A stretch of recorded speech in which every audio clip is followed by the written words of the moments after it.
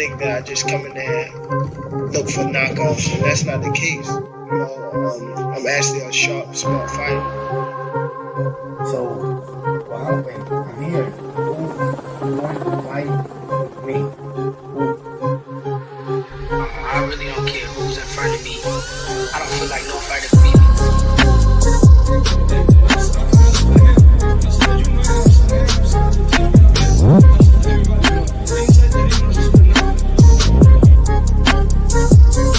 My goal is to demolish everybody, to be honest. Everybody that's in my way. The pinnacle to any weight division is to have all the belts, all of the titles.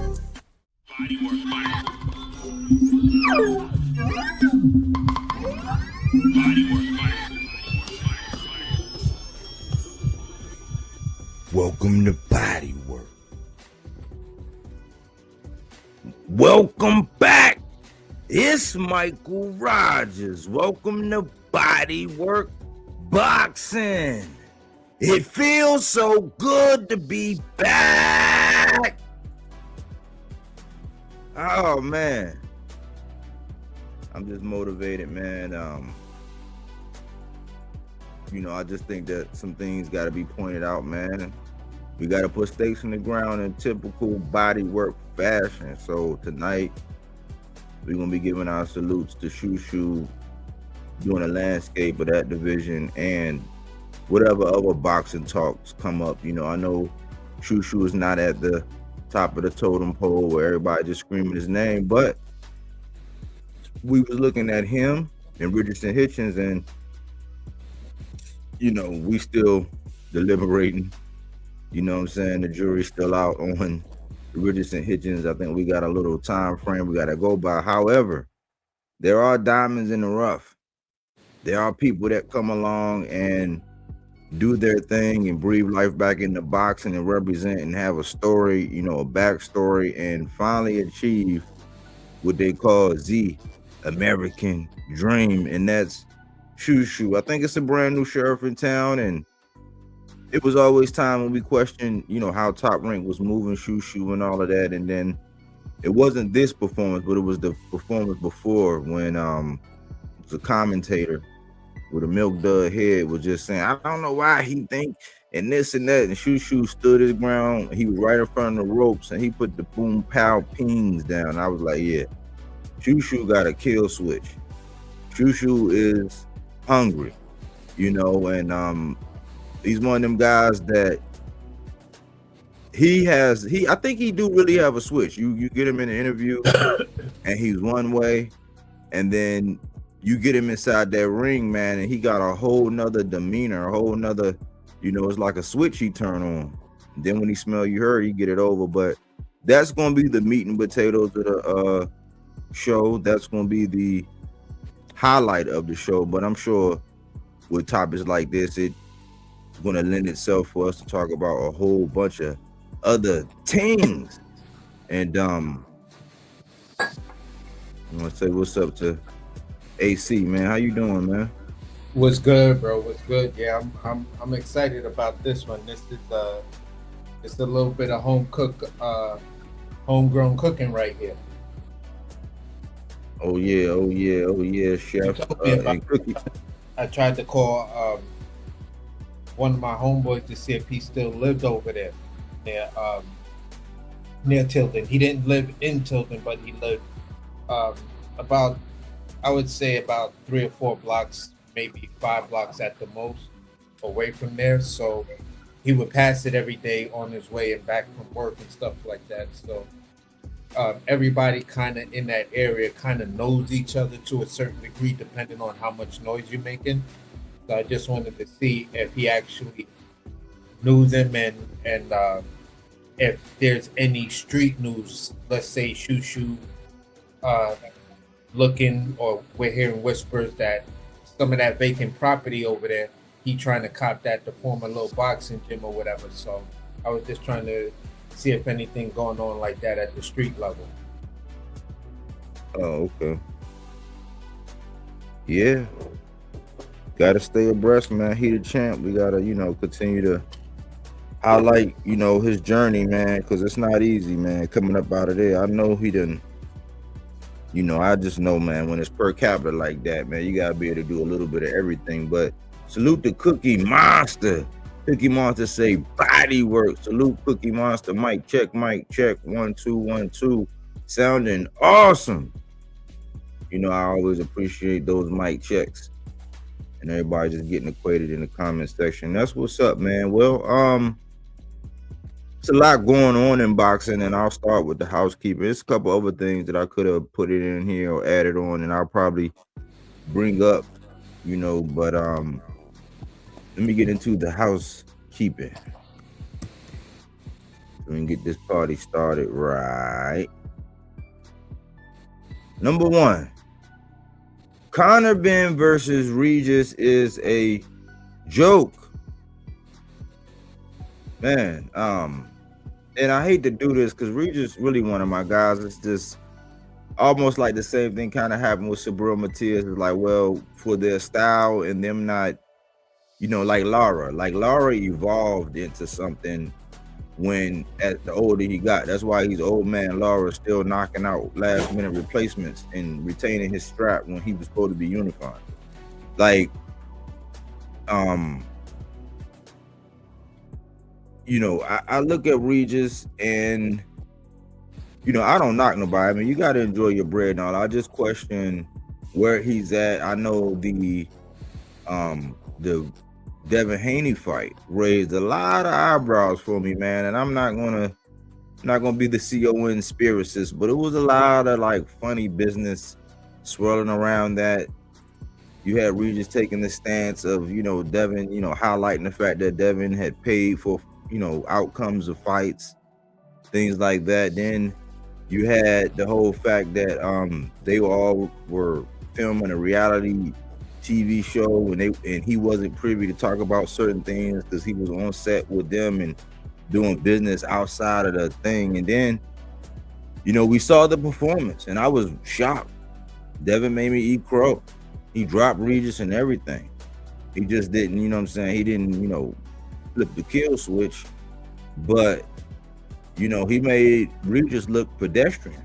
And he did that jumping up from 35, moving to 40, his first fight up on some Bud type stuff.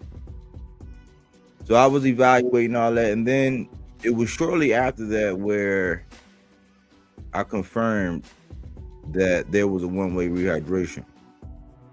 So I said, I mean, I understand, like, if you healthy and all that, like, I try not to make that. I have to, you know, include that in the what I saw and what I know was like, oh, okay, so he could get to whatever weight that he want, but you was limited in your, I mean, I'm like, and for a guy moving up who was already naturally bigger, this is almost like Lamont Roach moving up, even though he moved from 30 to 35 against Tank. Tank was still being a smaller guy. It was kind of like that same situation, but in this situation, there was a one-way rehydration clause where Devin was able to rehydrate to whatever he wanted, and Regis was capped.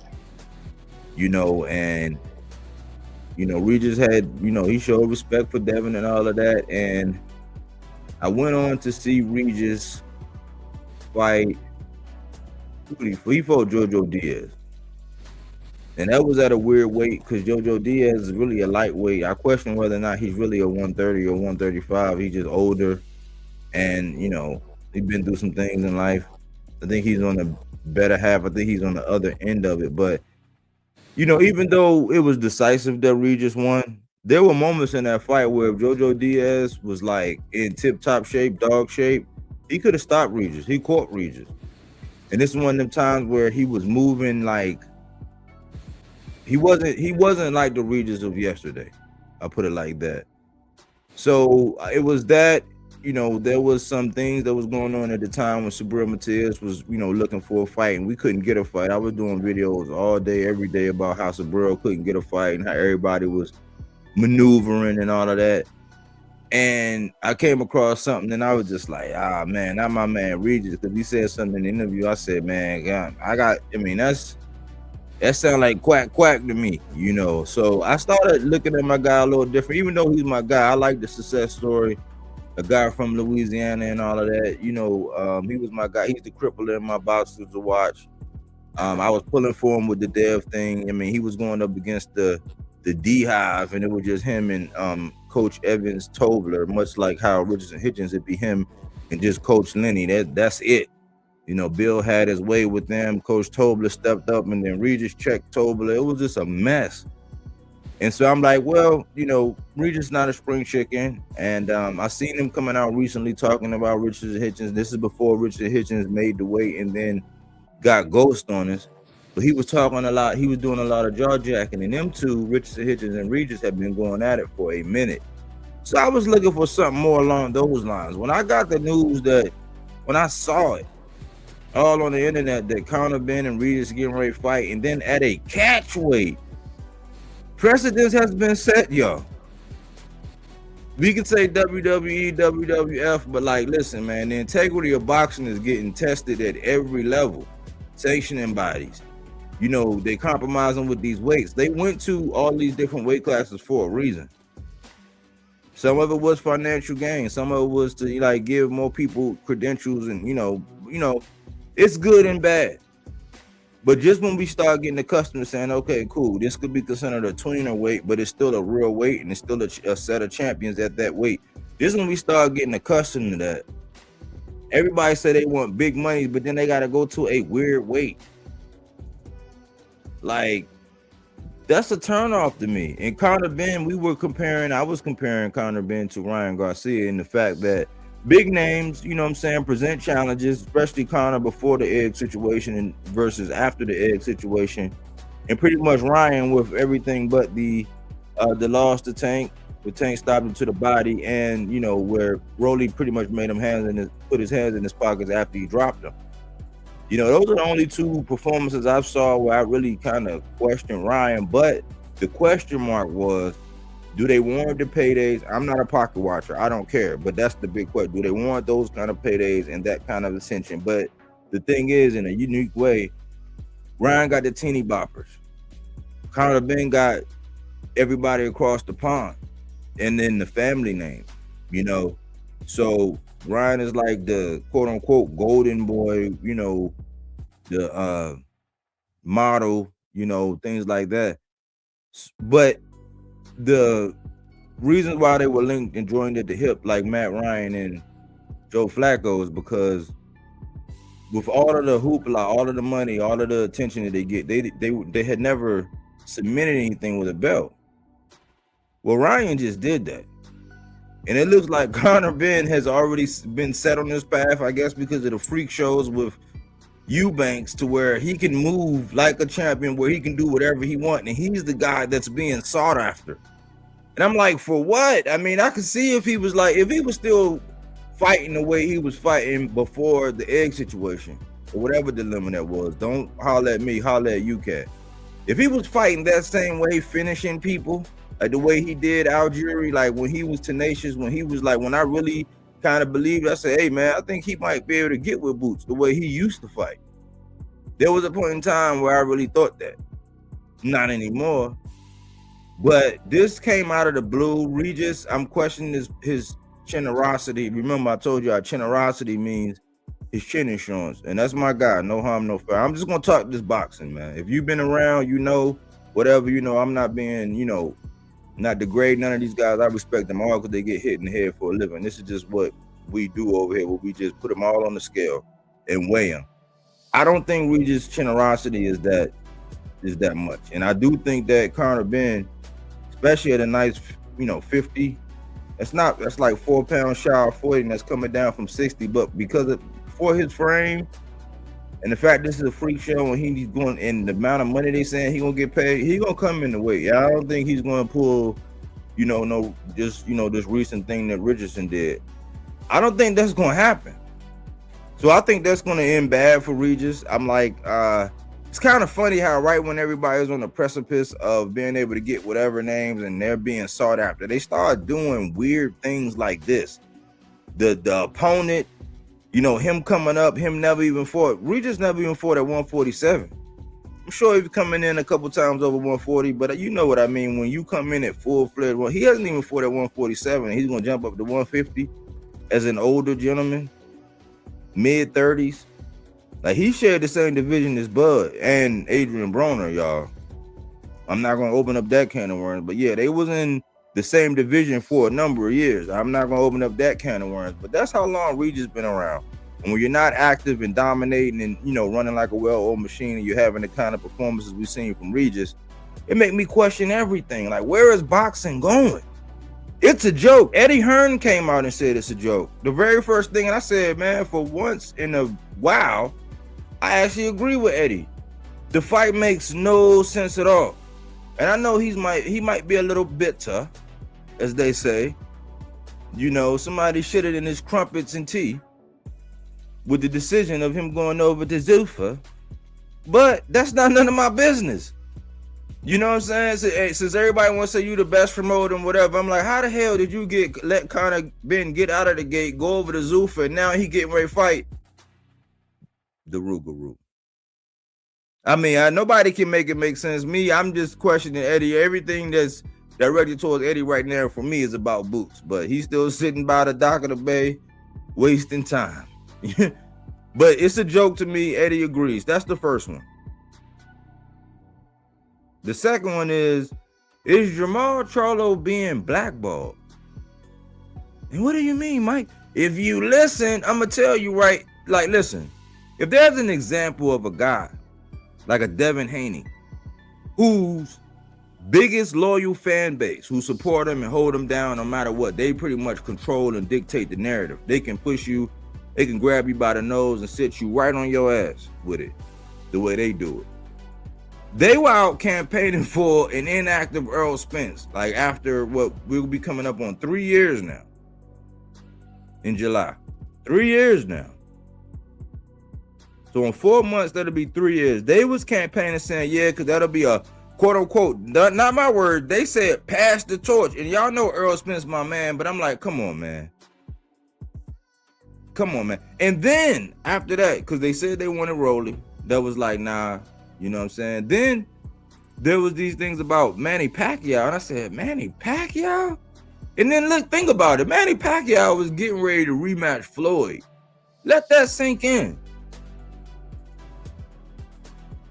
Just let that sink in for a second. That was okay. They was at the top of Mount Kilimanjaro saying, yeah, Devin, man, yeah, he might get Manny Pacquiao with a smile on their face. I was like, what? I was like, what? But then it opened up a can of worms. I said, hold on. Stop the tape. I don't care what names, because we know that these guys, I'm going to tell y'all what it's called. It's called the Linguini method. The Linguini method. These guys take a whole bunch of names and they throw them up on the refrigerator and they see which ones stick. And most of the time they get the media to do their biddings. The Linguini method. That's Devin all day. He do that a lot. Like, he gained respect for me with the Brian Norman. That didn't seem like that, but that's what the whole having this list with Richardson Hitchens being an honorable mention. He's number 11 out of all of them people. And he's the A side, but we can't get none of them fights like right away. I'm like, scary movie. What are we waiting for? I don't know. But when he started calling out these names, I said, all right, cool. Hold on, Mike. Set the names aside. What is he actually committing to? He's actually saying him and his fans, his two, I'm talking about, they got matching pajamas, matching purses, matching Birkins. They got matching toothbrushes, bro. Both of them, two different platforms. One was screaming for Earl, one was screaming for Manny Pacquiao. And I said, you know what, hold on. Jermell need a fight. He was the undisputed. But remember, all undisputeds aren't created equal. Even though Jermell Charlo went by and picked them up one by one, people accredit Devin as being more prolific, if you want to call it, for fighting Kambosos once. He got emailed the belt, took that strap over, unified with Kambosos, undisputed once. Defended it again, 24 rounds. So he get the credit for undisputed and defending it against George Kambosos. Meanwhile, Jermell Charlo gets no respect, and he's coming back saying, listen, I'll take on Boots, I'll take on Virgil. I want all the smoke. This is still my division. I never lost, and he didn't. The same outrage that people said when Shakur got stripped because he didn't want to pay his fees.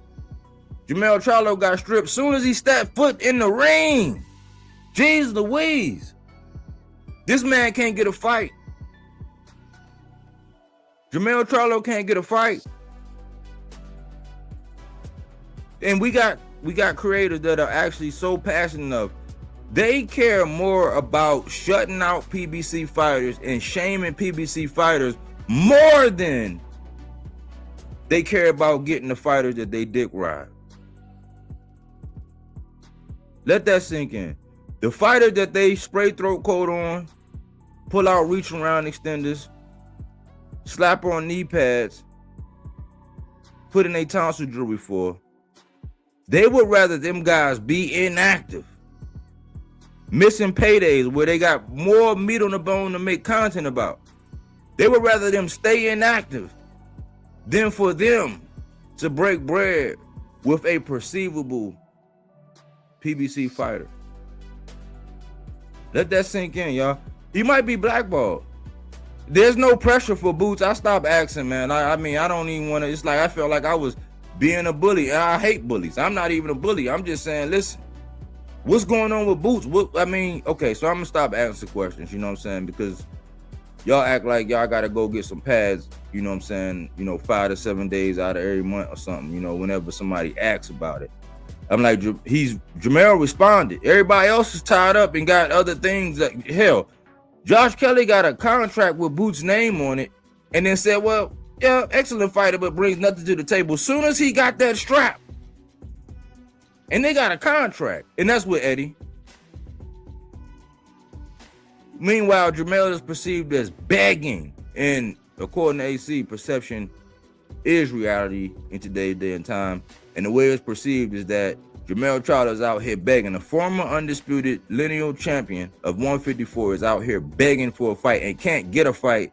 Yet everybody want to move up and fight Xander, or, Boots want to fight Virgil and Virgil want to fight Earl, but Jermell can't get a fight. It says a lot. He might be. Number 3, Klaus Sean calling out Lamont Roach now. I don't know. I mean, maybe, when I open it up and ask AC, man, I don't know. I mean, maybe you can tell me. You maybe take a little time and research this, but I didn't know that Lamont Roach was thinking about going to 47. And last time I checked, I thought Lamont Roach was your best friend's competition, or they was going back. And so the more and more Oshaki, everything that he said, it made me want to go back and read it again, like watching a good movie. Like, go back and watch the Book of Eli again, you know what I'm saying? I'm going to go back and listen to the interview with Oshaki again, because the stuff that he's saying aging so well. How in the world, like, where is this coming from? Remember when I said, okay, you had De Los Santos, and I wish I was a fly on the wall, and how'd you come up with that name? Because I know if he talked you down off the ledge, if he told you to unplug that, that hair dryer, you know what I'm saying, before you get in that. If he told you all of those things, I'm sure y'all talked about the next opponent. So I wanted to figure out how did Keyshawn come up with that name, because that was work that, even though it's not popular, people wanted to see Shakur Stevenson. The run back that everybody wanted with Shakur, that would be De Los Santos. Who everybody say, why would he do that? He beat him with one hand. Why would he do that? Like the same reason why y'all want to see Tank fight Pitbull again. Duh.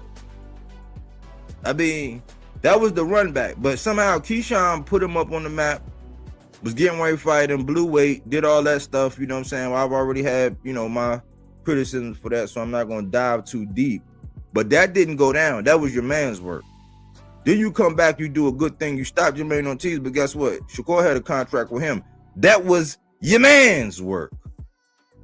Then you start putting a bullseye on Devin, and dare I say, on the night of the Lomachenko fight, Devin hopped his ass in the ring when Shakur had that funny mascaraed up Dennis Rodman shirt, the beige one with the green hair. Yeah.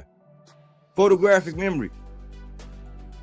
You was gonna fight him. You went to the section about the same place where they didn't want to pay the fee, and you didn't want. Yeah, you went to them, and they was gonna dictate that you was gonna get in the ring for whatever. And then Devin moved up and did what I talked about earlier, what he did to Regis, WBC.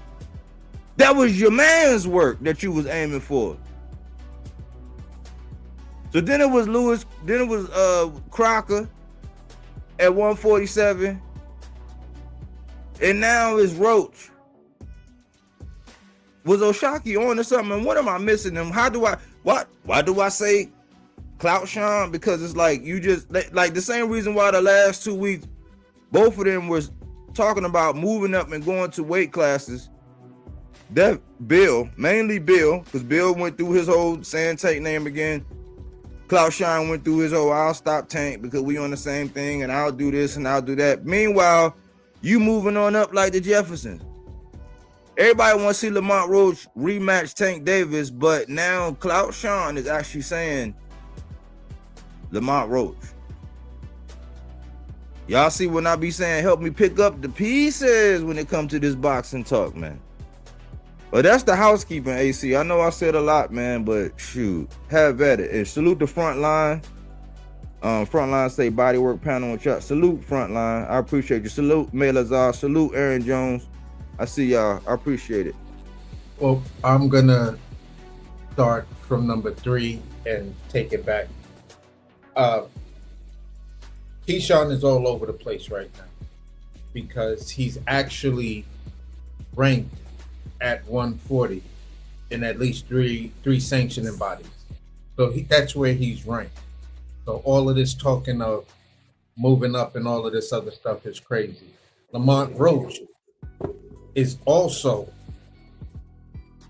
ranked at 135 pounds. So he's not even at 140. He's no longer at 130. He resigned his belt. And maybe from mid-2025, there was some rumblings here and there of Lamont Roach saying that, yeah, he wanted to go up to 47 to face a Devin Haney or Lamont Roach. Devin Haney or Brian Norman Jr. So I do remember when he was still at 137, he said he could go anywhere from 130 to 140, and he said, "Shit, I could probably even do 47 if I had the right dance partner and the right regiments and all of this other stuff." So he kind of alluded to it, but it was never nothing that was like 100% concrete. So I think Lamont Roach is just everywhere looking for an identity right now. Because I don't think he realized what his name would be after a Tank fight, possibly looking at Ryan Garcia, how he got that push after a Tank fight, even in the loss, in the stoppage, and Pitbull Cruz, who had the same effect in the loss. So even for him, he's like, yeah, I could go and do this. The only person that didn't really benefit off of it too much was, I can say, Frank Martin, because Frank Martin had the great cloud that, the Shakurians just wouldn't let him live down. You know what I'm saying? So he didn't really get that much of a push, but Lamont Roach and got his push, and the other fighters got their push. Keyshawn is just a fighter just trying to find retribution, and I'm gathering somewhere, somehow, in some weight division, because hopefully he's realizing that I'll always be number 2 to the number 1 guy, and that would make it real weird for me if I'm saying I'm the number 1 guy and I'm willing to play sidekick to somebody else. So maybe he's starting to wake up from that. I have no idea. I don't know what the path is. He's just a mold experiment sitting on the shelf. You got to check in on it every day to see what new turns this shit might be doing. But other than that, I really don't know anything concrete with him. With actually both these guys, you know what I'm saying? They're 2 different mold experiments as far as I'm concerned. Jamel Charlo. I'm sorry. Jamel Charlo is in a fucked up situation, and we would have to really start to have this conversation or put it out there so this conversation can be had, because I've never seen a lineal champion call out two fighters and neither one of these fighters said anything. One fighter tried to say, you know, the little lion cub, but that was it, bro. You called that man a lion cub, I don't know how many months ago or last year sometime, and you ain't had shit to say since then. And that was a real option that was on the table for you. And you said that, yeah, all of these guys can get the smoke. So, you know, Mr. Kinky Boots, what's up with you, you know, going to the zoo and, you know, fucking with this lion cub? Like, I just don't know how we're at this place of saying these fighters are making, you know, the moves, and these are the tough guys, and these are the number 1 and 2 guys of a division, when there's the real lineal champion sitting there like, bro, I already told y'all, I told your manager, I told your promoter, whatever, I'm willing to negotiate with y'all. I'm not trying to, you know, come out my face and get rich off of this shit and have a one and done. I'm coming to take my shit back. But y'all know my intent, so you gather motherfuckers is just pure scared. And then people will say, well, you know, I don't believe any boxer is afraid of any boxer. Then why won't these motherfuckers mention this dude's name? You can't tell me you don't have fear for somebody and shit like that, and a dude mention your name, say, I wanna fight you. You know this dude is a knockout person. So me personally, I'd be taking it like, yo, this dude wanna knock me out. If he a knockout artist, that means he want to knock me out. So listen, homie, you think you can knock me the fuck out after a layoff? Nigga, I'll put your shit in the dirt, motherfucker. Try me. And that would be the energy I'd be giving Mel. Like, bro, here, Mel, I'll do you one better, homie. Because I got respect and love for you, and I don't want nobody to take this victory. Go out and get yourself a little tune-up. And if you turn down the tune-up, and you go straight ahead and fight me, and I knock you the fuck out, I don't want to hear none of your fans. I don't want to hear none of the goofy motherfuckers saying, well, you coming off a layup. No, he chose to do that. I gave him the option.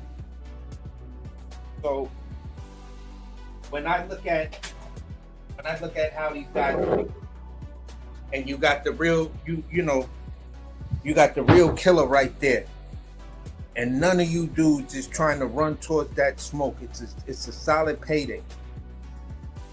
You and Mel in Philly, you and Mel in Texas.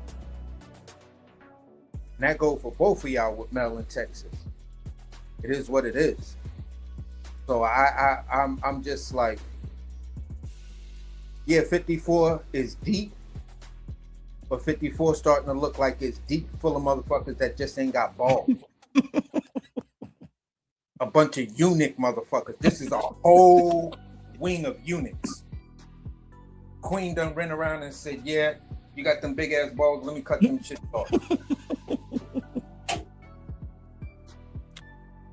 Well, is it safe to ask that question I asked? I guess accolades aren't as appetizing when an ass whooping might be attached, huh? Because people love playing that Regis thing. I mean that accolade game, boy. They'll jump up, boy, and get an accolade, but the accolade of beating the real lineal who hasn't lost after he got undisputed in that division, like that accolade, that might come with an ass whooping. So that don't look as appetizing. Every accolade ain't an accolade. Let me just put it that way for these guys. It's like, yeah, that's an accolade, but that's an accolade of ass whooping. So I ain't trying to really go up there and fuck with that. The last one, what was the first one? What was the first housekeeping? That was the Regis joint. Yeah, Regis versus Conor Ben. I just looked at it and I said, nah. But then again, I said, that shit makes all the sense in the world, because when you really look at it, Conor Ben is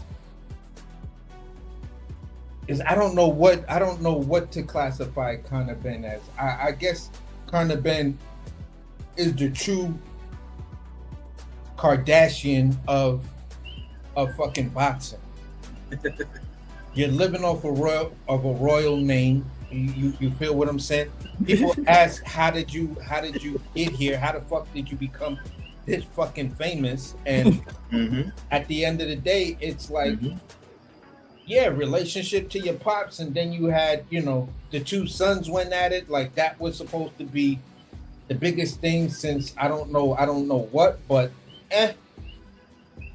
y'all did it. It was entertaining, the first one. The second one, it was just a clear disadvantage and shit like that. And just because Conor Benn actually won one of them, oh my God, Conor Benn, he's the biggest thing in he's one of the biggest names in UK boxing. And you know what we have to realize here is Conor Benn has established himself as one of the absolute best elite fighters of the UK in 2025, 2026.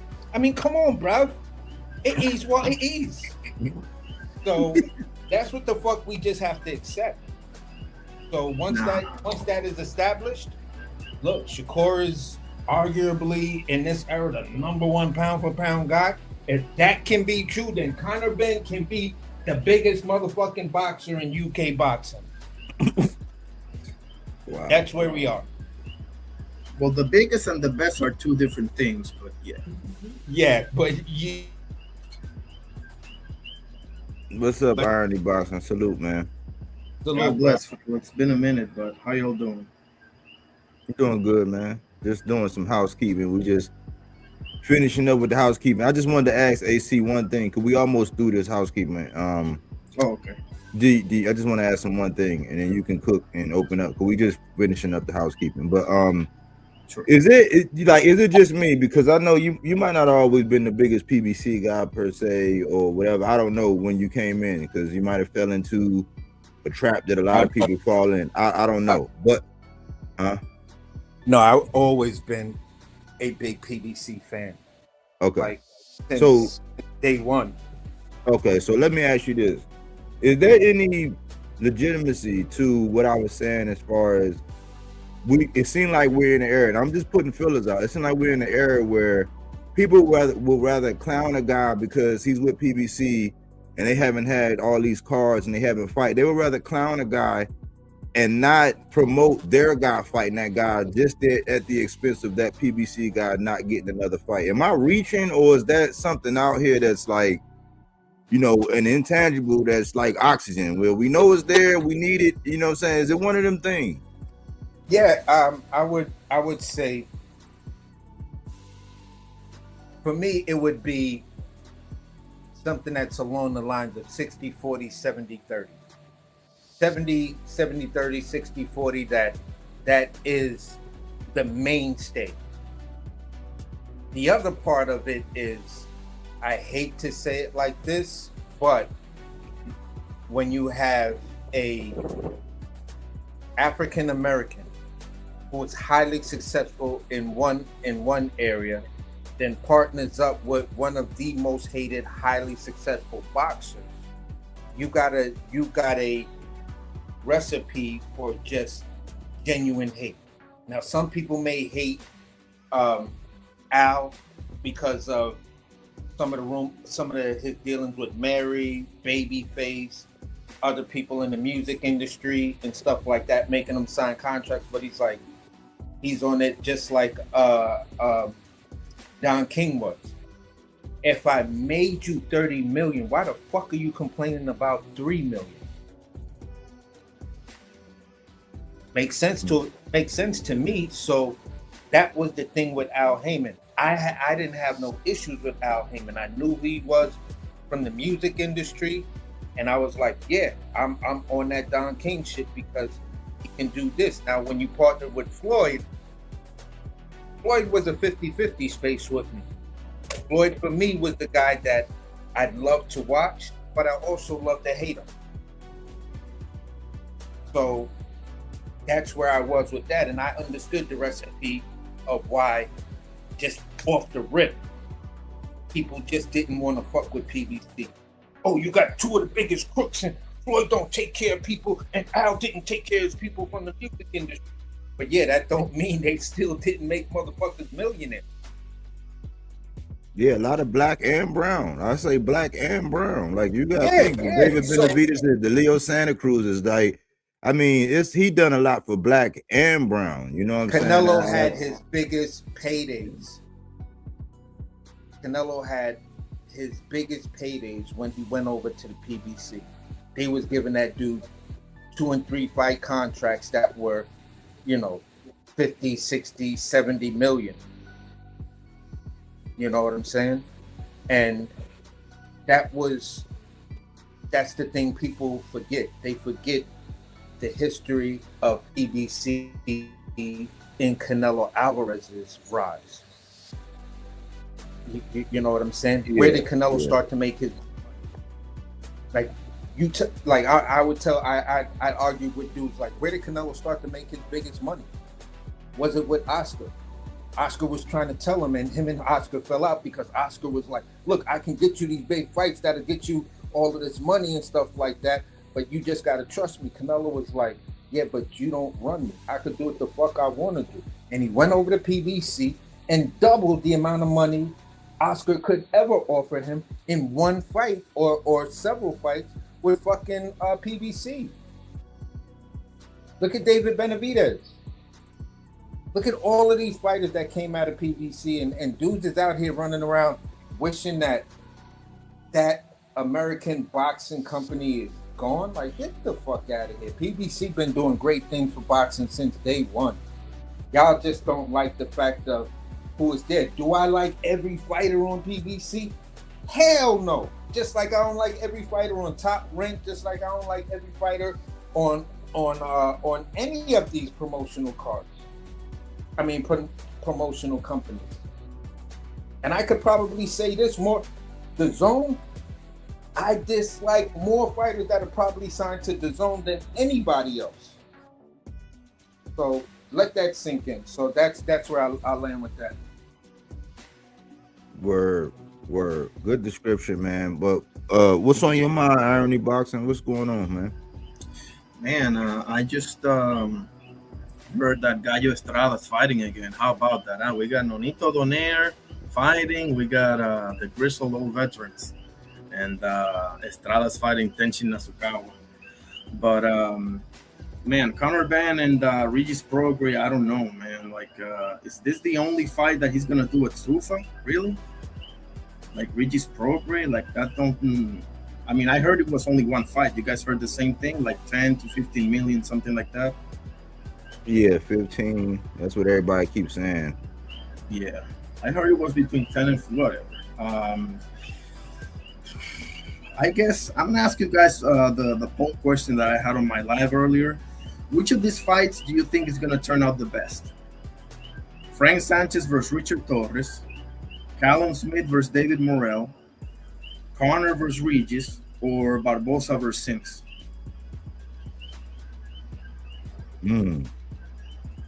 I think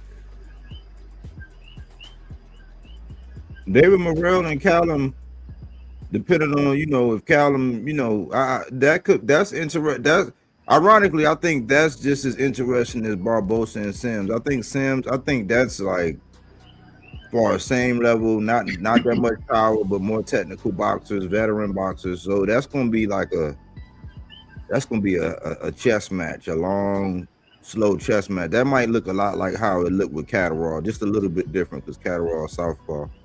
But I am kind of interested in David Morrell and Callum Smith, because if David Morrell go in there and slap him to sleep, I could say, yeah, he's progressed more.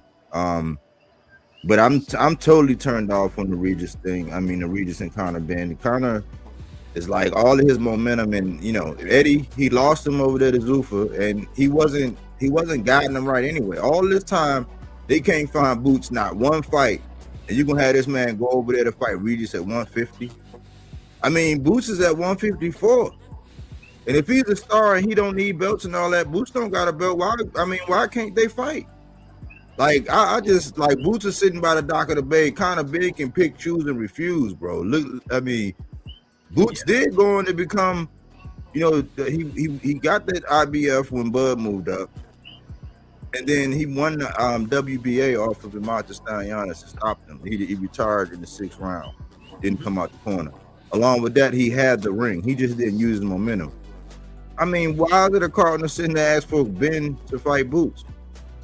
And Boots can't find, like, Boots got the it. I mean, yeah, they don't want to pay no money, but I'm turned off by Conor Ben Regis. His chin insurance ain't there. So I don't want to see him just get toppled around. And, you know, when you start to lose it and you've been getting punched, you wasn't the most defensive guy the whole time. Anyway, you've been getting punched, like, hard in every fight. Your whole thing was to land yours, and most of the time you were successful in landing yours. But right now, he's kind of like in the same boat with Subriel, sadly enough, where I don't know if that punch resistance is really there. Because I seen a little bit of it in the Puello fight with Subriel. I don't think it is, to be honest with you, in either case. Go ahead, I'm sorry. But for me, I'd probably say the most interesting fight is going to be the Smith and Callum Smith and what's his name? David Morrell. Yeah, David Morrell. Yeah. I'm kind of interested in that fight because I feel if Callum Smith shows up to box, it could make Morrell go into that, you know, Cuban style of boxing, and then maybe we might see a new wrinkle from Morrell. But if it starts out that way and then Morrell still slaps him to sleep, I'm still not mad at that fight, because then the opponent made Morrell pull out a new wrinkle, something that we were kind of seeing in the Benavidez fight, but then he abandoned it, and then, you know, we saw what the outcome of that was. So, yeah, for me, I would like to see, all right, if Morrell, you're going to be in a boxing contest, will you box for 12 rounds, or can you box successfully for 12 rounds? Because I'm kind of feeling like I'm getting Bakaram, Josh Kelly vibes off of this. Not to say Callum Smith is going to win, but just the mere fact that could see a highly maneuverable Callum Smith just pop shot with him, shoe shine him at spots, and then get the fuck up out of Dodge. He is a little slippery. He do got a couple wrinkles in his bag to where, and then them guys over there, they'll surprise you because they'll get more rugged, or they'll do something to be like, you dirty mother. Like, they'll do something, but like, he is getting better. I was never that high on Cal, still really not, but like, I do respect him in the fact that David going there and don't step on that man. He can make this look ugly. He can go out, and he's at a point where he can't afford a lot of fights to make him look ugly, because that dude who they let still fight off of that pop, like when he popped and they still let that dude come over here and fight, like that fight didn't, he shouldn't have, I don't know. I know he had to take the bag or whatever and make the fight, but that fight didn't make him look good. Like, people started saying, I don't know. Like, it's shit like that gets me calls. Huh? You talking about the Kataev fight, or? Yeah, the Russian dude. Imam Kataev. Here's my problem with Morrell. I got problems with both guys, and I agree with the answer. It is Morrell and Callum Smith, even though the three people that all voted for Torres and Sanchez. But I think it's Callum and Morrell, because Morrell got something to prove for me. I was singing his praises for the longest time. You know, I saw him beat, Senak Beko, and I believe he beat Kyron Davis as well, even though it may be Benavidez, I don't know, one of them. And Benavidez, I'm sorry. But not even the Benavidez fight. The Kataev fight left a lot to be desired for me, because it was clear that him and Ronnie wasn't working, and I blame that on him more than anything. Because you see Ronnie telling him to do this in the corner, and he, nodding his head and whatever. And people say language barrier. I don't buy that, to be honest with you. And he just doing whatever he wants in the ring, getting dropped in the process, clowning around the whole damn fight, bro. You haven't even won a world title. Like, show some respect, Get there before we start clowning around. Otherwise, we're looking at like the second coming of Edgar Berlanga or something like that, the talent is there. I know this, but he got to show it. He got Salas now, right, as the coach. So I don't know. Maybe that's a good thing. He got to show discipline. He got to show, seriousness. Like, you ain't got no business clowning around this damn much. Like, you got to get serious about your game. He had no answer for the pilling that Benavides was putting on him. Like, Benavides pulled that off 50 times in the fight, one after the other, after the other, after the other. So I don't know. I got to see more from David Morrell to be a believer, because he's giving me some real doubts. You know what, Arnie, you brought up a good point, man, and I'm gonna step out on a limb and I'm gonna tell you somebody else that's just like that, because I was high on them just like that. Matter of fact, I had all three of them on a thumbnail with a one of them sand what you call them sand timers or whatever. It was Boots, David Morrell, and Subriel Matias, and I said Father Time. Now, reason why I bring it up is because I was very high on David Morrell. I was very high on Boots, but what I realized is David Morrell was getting away with doing a lot of things almost like what Roy Jones was doing because of his speed, his athleticism, his, all of those things, his quick twitch and all that. So, when you get away with that for an extended period of time, and I imagine he was probably styling on people in the amateurs according to his record, when you finally start stepping up in competition, and it's not because you can't get it, because you're looking dangerous. I mean, he put Bersinelli in a coma. Like, I mean, he messed Signa back. He messed up a lot of people. He was damaging because he was Canelo's enforcer pretty much for like 3 years. So with the WBA from 2021 to like 2024. But when you start stepping up in competition, just like when we seen him against David Morrell, he looked different. I was like, I never seen David really put his hands in his pockets, even though he still fought. It just, I was a real believer. I kind of get the same thing with Boots a little bit because, one, I don't think he's fighting at the proper weight class. When he gets to his proper weight class and he's fighting those guys the same way David Benavidez didn't look the same when he went from 68 to 75, how Morrell didn't look the same, I think that's going to happen with Boots when he get in there with somebody that got the size that he is and the skill. I think we're going to see that. Only time will tell, because the man, Eddie can't get this man to fight. But watch out for that, because that's a good point. And I'm at a stage where David, he went back to the drawing board. So we got to see these wrinkles. If he go in there and he style on Callum Smith, he can rewrite, he can, increase his trajectory a little bit, Yeah.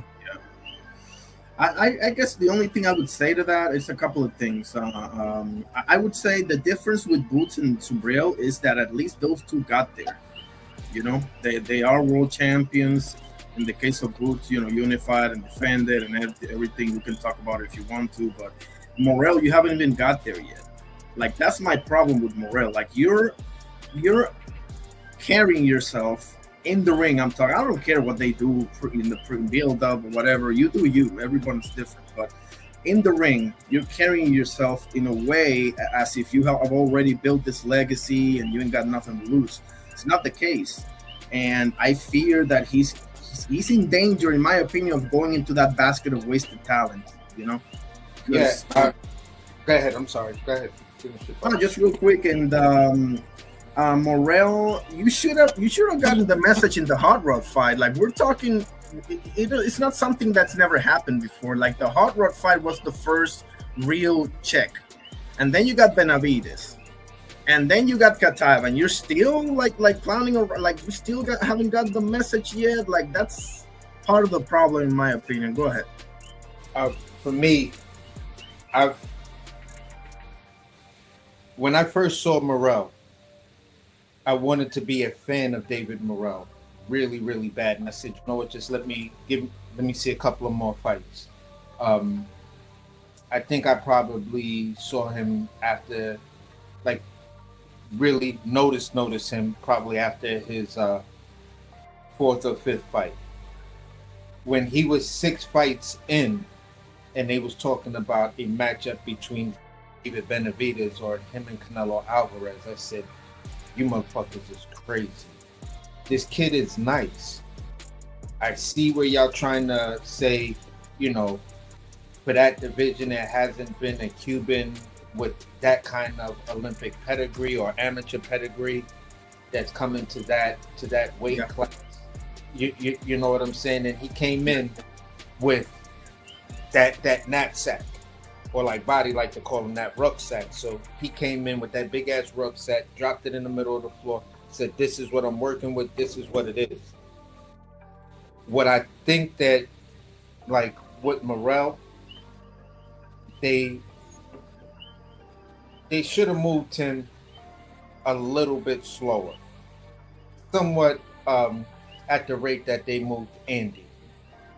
If they would have moved Morrell just a tad bit slower and let him really, really make that proper transition, and we can see if he's if he's one of these guys that'll come in, you know, like a freight train, but then as they face the higher levels of competition, you see that they just can't break that amateur style of thinking, which then causes them to lose fights.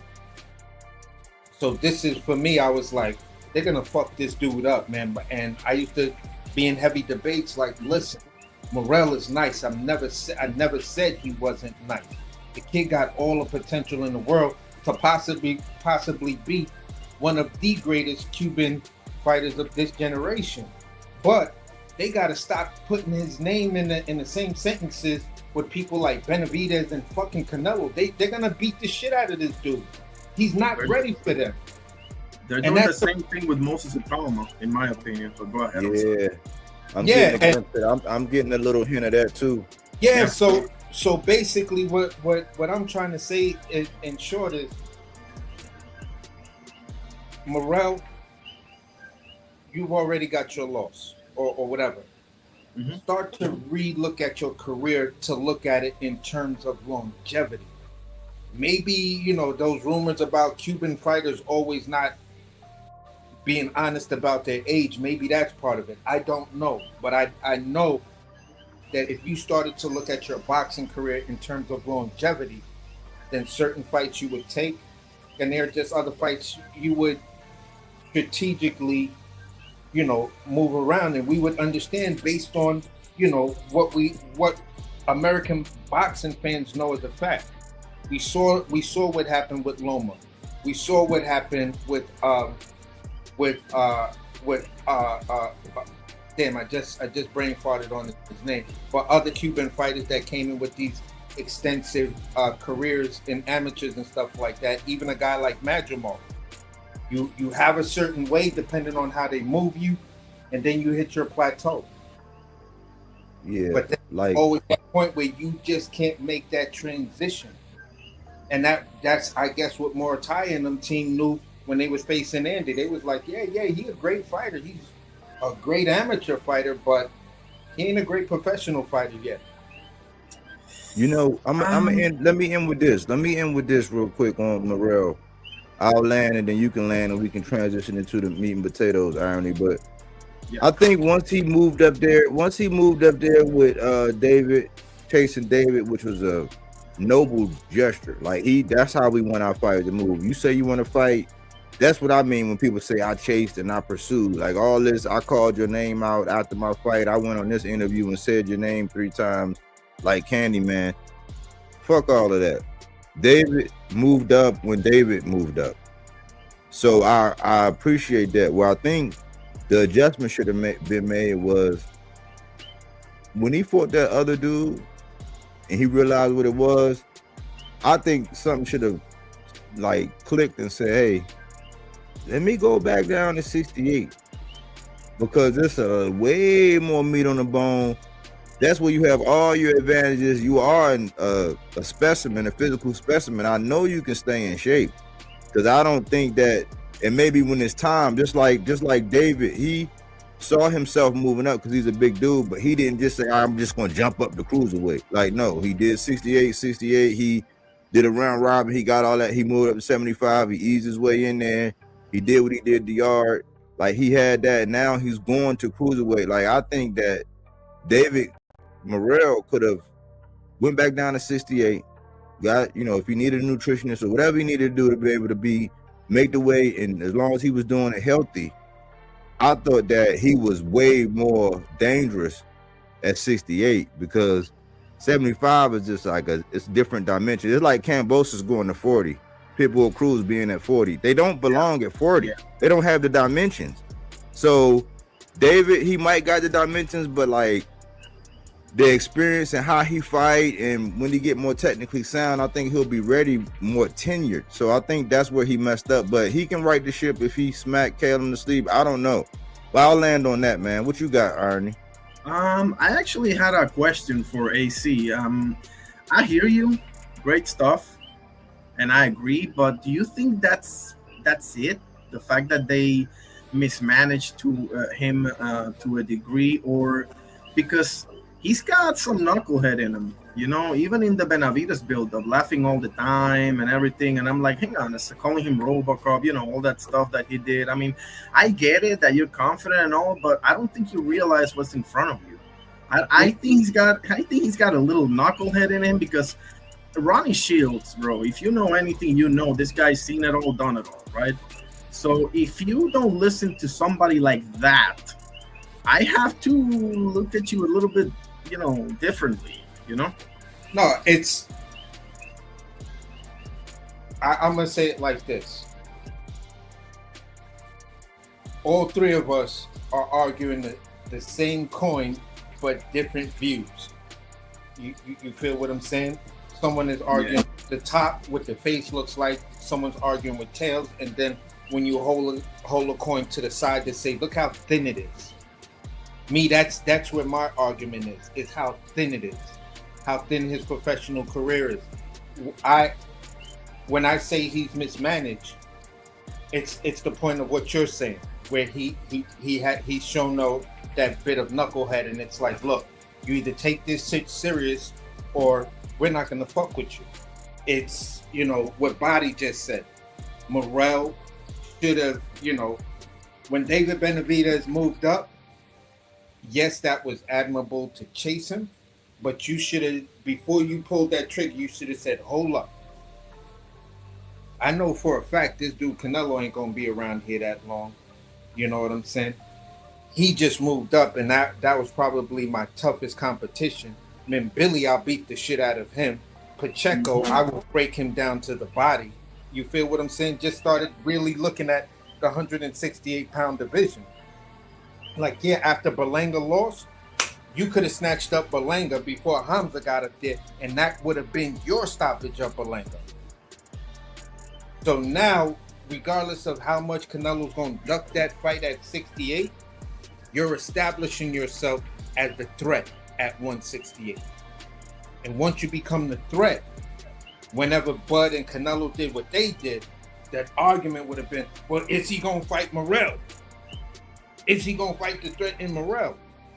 Or Morrell could have went up, just stayed there and fucked that whole game plan up and snatched himself a belt with Skull. The Road Runner. Yeah. Talk about the Road Runner, yeah. Exactly. So there was opportunities for Morrell. You know what I'm saying? And within those opportunities, you would have probably had a belt, but then you would have gained more and more experience and been better at making 168, and then looking at those advantages that you have at 168.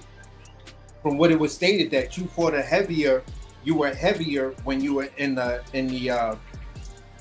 amateurs, and when you made pro, you decided to come down. So what does that tell us? What does that tell us? So yeah, I think it's more of mismanagement. I think everything is connected. Yeah, everything is connected in a way. Yeah, for sure. It's a shame, but hopefully he pulls it off against Callum Smith, man. Callum Smith is dangerous. We'll see. That's very interesting. Yeah, and don't get it twisted. We've gone over and we've asked the question: did Shakur leave Top Rank too early? Did Boots, leave 47 or whatever too early? Or why was signing to Eddie Hearn a big mistake for Boots?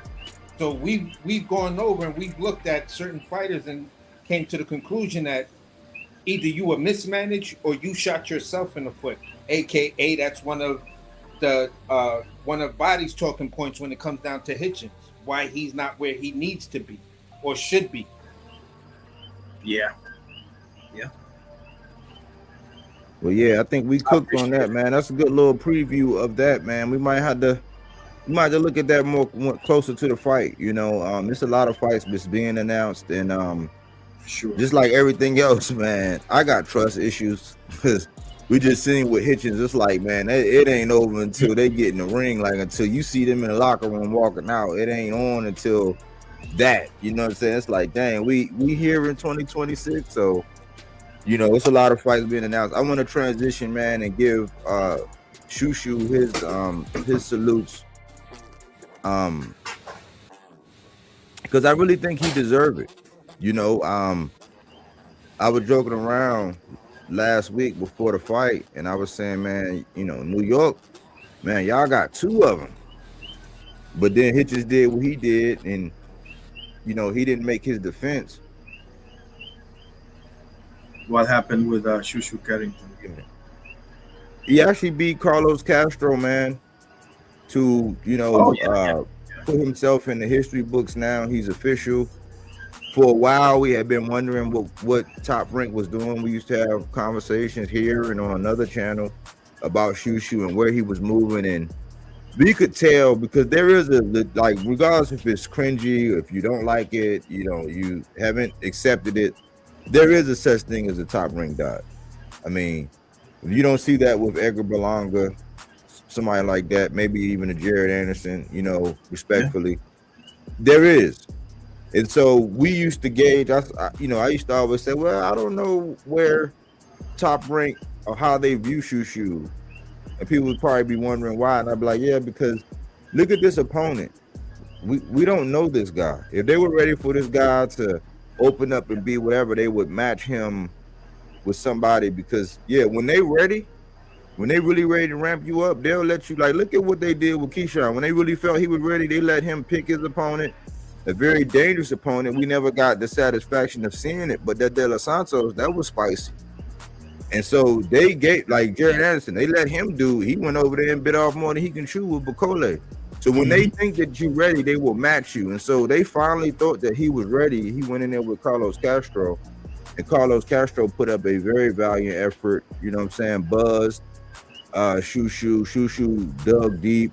He composed himself. He clinched when he needed to. He showed his whole arsenal. And at the end of the day, man, he was a finisher that night. He turned on his kill switch. You know, he hit him, went downstairs to the body, and then came back upstairs. And the first shot had already. I always joke around and say, man, I ain't never seen. Well, it's been rare. It's been a long time where you see somebody get hit with the biscuit and then the 4-piece. You know what I'm saying? Spicy. You know, so that's what he did for Carlos Castro. I was godly proud of Shu-Shu. He got this thing where he calling it the Shu World Order. You know what I'm saying? Shu York City, you know, and I thought it was great that he could do that in his backyard.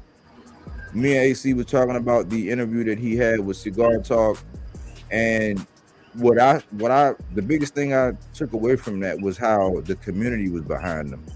And this is the reason why I wanted to actually do this, even if it's not going to like be the bulk of this show. I still wanted it to be the spirit of the show, because we got to salute these guys who get it out the mud and do it the way, because he wasn't an Olympian. He got a story about his brother Ike and what happened to him, how he, you know what I'm saying, how he lost his life, and he went on to actually become a champion from Brownsville. You know what I'm saying? From AC's stopping grounds. Yes, AC's stopping grounds. You know, up there with Mike Tyson and MOP, and he come out there with the towel, and you know, he was, you know, citing Mike Tyson before his fights and after his fights when he won, you know. So I wanted to give him his salutes, y'all, and say that he submitted himself, and now I think people want to see him in Figueroa, because Figueroa came after that and knocked out Nick Ball. So I think we got just add water in a fight like that right now while they got the momentum. But what y'all got on this? I want to see that one. I actually did a poll on that one on one of my lives, and I said Nick Ball 2, Figueroa, Leo, or Espinosa, right? And most of the votes were for Figueroa and Ball 2. And I want to see Figueroa because Figueroa, first of all, they fought like on the same, like right 1 week apart from each other or something like that. So it makes sense because Leo's gonna fight somebody now, and I don't think I got any news on Espinosa, but I think Shu-Shu is the more talented out of the four, to be honest with you. Um, yeah, I definitely say that. There are some questions about Shu-Shu. A lot of people say Segawa beat him and what have you. I believe that he's ready for the big time now. And I think I'll leave Espinosa for last just because of the size and everything. This is if I had my way, right? I would get Figueroa first, Leo second, and Espinosa the third. Because Espinosa to me is the more crafty and the more dangerous out of them all. I know Leo got that knockout over Fernando Lopez, I get it, but that was like the body knockout, but like the Lucas body KO. It was awesome, but they're not really known for that. So I love it, man. I love it. I think the kid is finally getting his just due, and now we'll see if you can confirm it. Become undisputed because, or unify at least, because 126 like 140, it's been a minute since we've seen anybody undisputed of those two divisions. And they're pretty interesting. Obviously, 140 to me is the best division in boxing, right there with 54. But 126 is pretty interesting. So I don't know. Sign me up for Shu-Shu versus Figueroa. To be honest with you, I would love to see it. Yeah, man, I would too, man, and I agree with you. Espinosa is he gained a fan with the Robeisy fights, man. I was like, man, this dude is nice, man. I think he's, he it flies in the ointment because you can't catch him. Like I think the same tactic you can use on Fundora if you really wanted to set Fundora up. I think you can get Espinosa like that. It's just you got to be willing to go through that windmill, man. You got to be able to put your, you know what I'm saying? You got to be able to time it and just get through the windmill, you know what I'm saying, without getting fucked up. But yeah, I would tack strategic. If I was being strategic, Espinosa first. If I wanted to make a real statement, Espinosa last. If I wanted to make a real statement and really set everybody on, like really command, grab the bull by the horns, I would say, yeah, let me get him first. That's very risky, and I know he ain't gonna do it because he just got his belt, so he need to take his time because he is one of them guys. And unfortunately, if you ever to get unstrapped, it'd be hard for guys like that to ever get a shot again. So I hope he reigns for as long as he can and he makes the right decisions and he moves because he's not really a spring chicken. I think Richardson Hitchens came in the gym and was looking up to Shu-Shu and learned some things from Shu-Shu. So he's kind of always been like big bro. I think them guys grew to be, bigger than him, but he was big little bro for a while. He was big bro because he was a little older than them guys. So I'm happy for him. But this is the last thing I'm going to say, and AC, you can have it. This is why I say the channel and the thing that we do here age like fine wine, because we did this a while ago when we was on our little East Coast thing and we were saying who's stepping out of the big little guys. And if you look at it, Fulton, you know what I'm saying? He got belt the ass by Oshaki. He came up and showed that was for Oshaki, that was easy work. We got Ray Ford that was yip yapping and really being a speed bump, for Oshaki in his pursuits of Shakur. But then you got Ray Ford, but nowhere to be seen. Like I'm like, what? I mean, for you to be yip yapping and doing all this talking, where was the pressure to get the rematch with Nick Ball, and then your loss to Nick Ball didn't age well because Figueroa knocked him out. So, and then you got Shu-Shu, who fought a valiant effort of Carlos Castro, who didn't just stand there and run into a jab and trip over a foot. He actually tried to take you out, and you came out. You ended the show in devastating fashion. So, I got my answer months and months and months later as to who's really stepping. I don't know what these other two guys are doing, but Shu-Shu has officially arrived. Where do you see him going from here, AC? Well, for me, if he's going to do it and do it to rep Brownsville like that and say, yeah, I'm going to take my my Brownsville attitude. You feel what I'm saying? Never ran, never will attitude. He gonna go straight after He gonna go straight after old boy and Espinoza.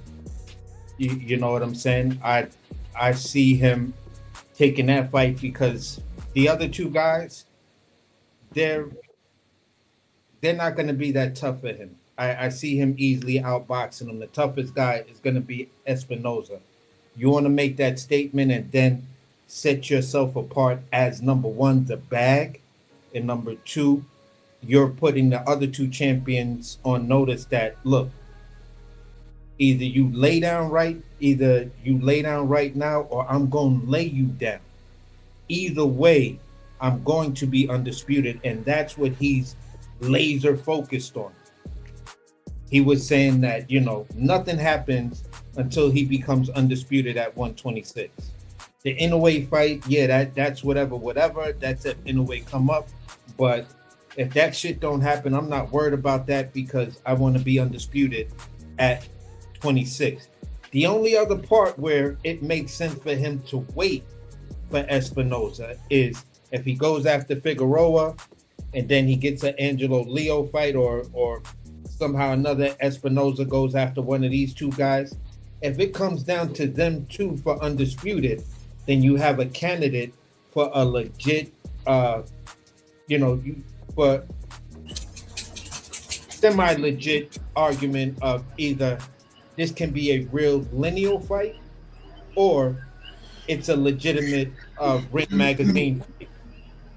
So within those two dynamics, I can see where the argument would make sense. And if somebody presented that to me in that fashion to say Espinoza would be last, I could see that. But knowing the Brownsville mindset, it's like, nah, I just took out that dude, so the fuck am I worrying about this clown for? I'm about to fuck this dude up. So once you get on it like that and you get that confidence boost, it's gonna be hard to talk that man out of looking at Espinoza as his next fight, unless someone's telling them, look, just save Espinoza for last, for undisputed. It makes more sense because the bag will be bigger. You'll have all the chips. If Espinoza just want to fuck around and fight everybody, if you want to work hard, if you want to work going up and down, then you want to work, horizontally, and he want to work vertically. So if that's the case, then yeah, go ahead and get all of those chips and take out this dude as the last one, because he probably ain't in no big rush. You know what I'm saying, to try to unify or whatever. I don't know. So other than that, I wanted to put out this. Shu-Shu is 5'8" with a 72-inch arm reach. Pretty lengthy for a 126-pounder. He's a 58% knockout ratio. 17 fights in total, 10 knockouts. You know what I'm saying? And those knockouts are pretty impressive. Also, one of the most impressive things for me, being a Brooklyn resident, born and raised and shit like that, is the last time Brooklyn had a champion that lived in Brooklyn, was born in Brooklyn and lives in Brooklyn at the time he got the belt and all of that, was Shannon Briggs.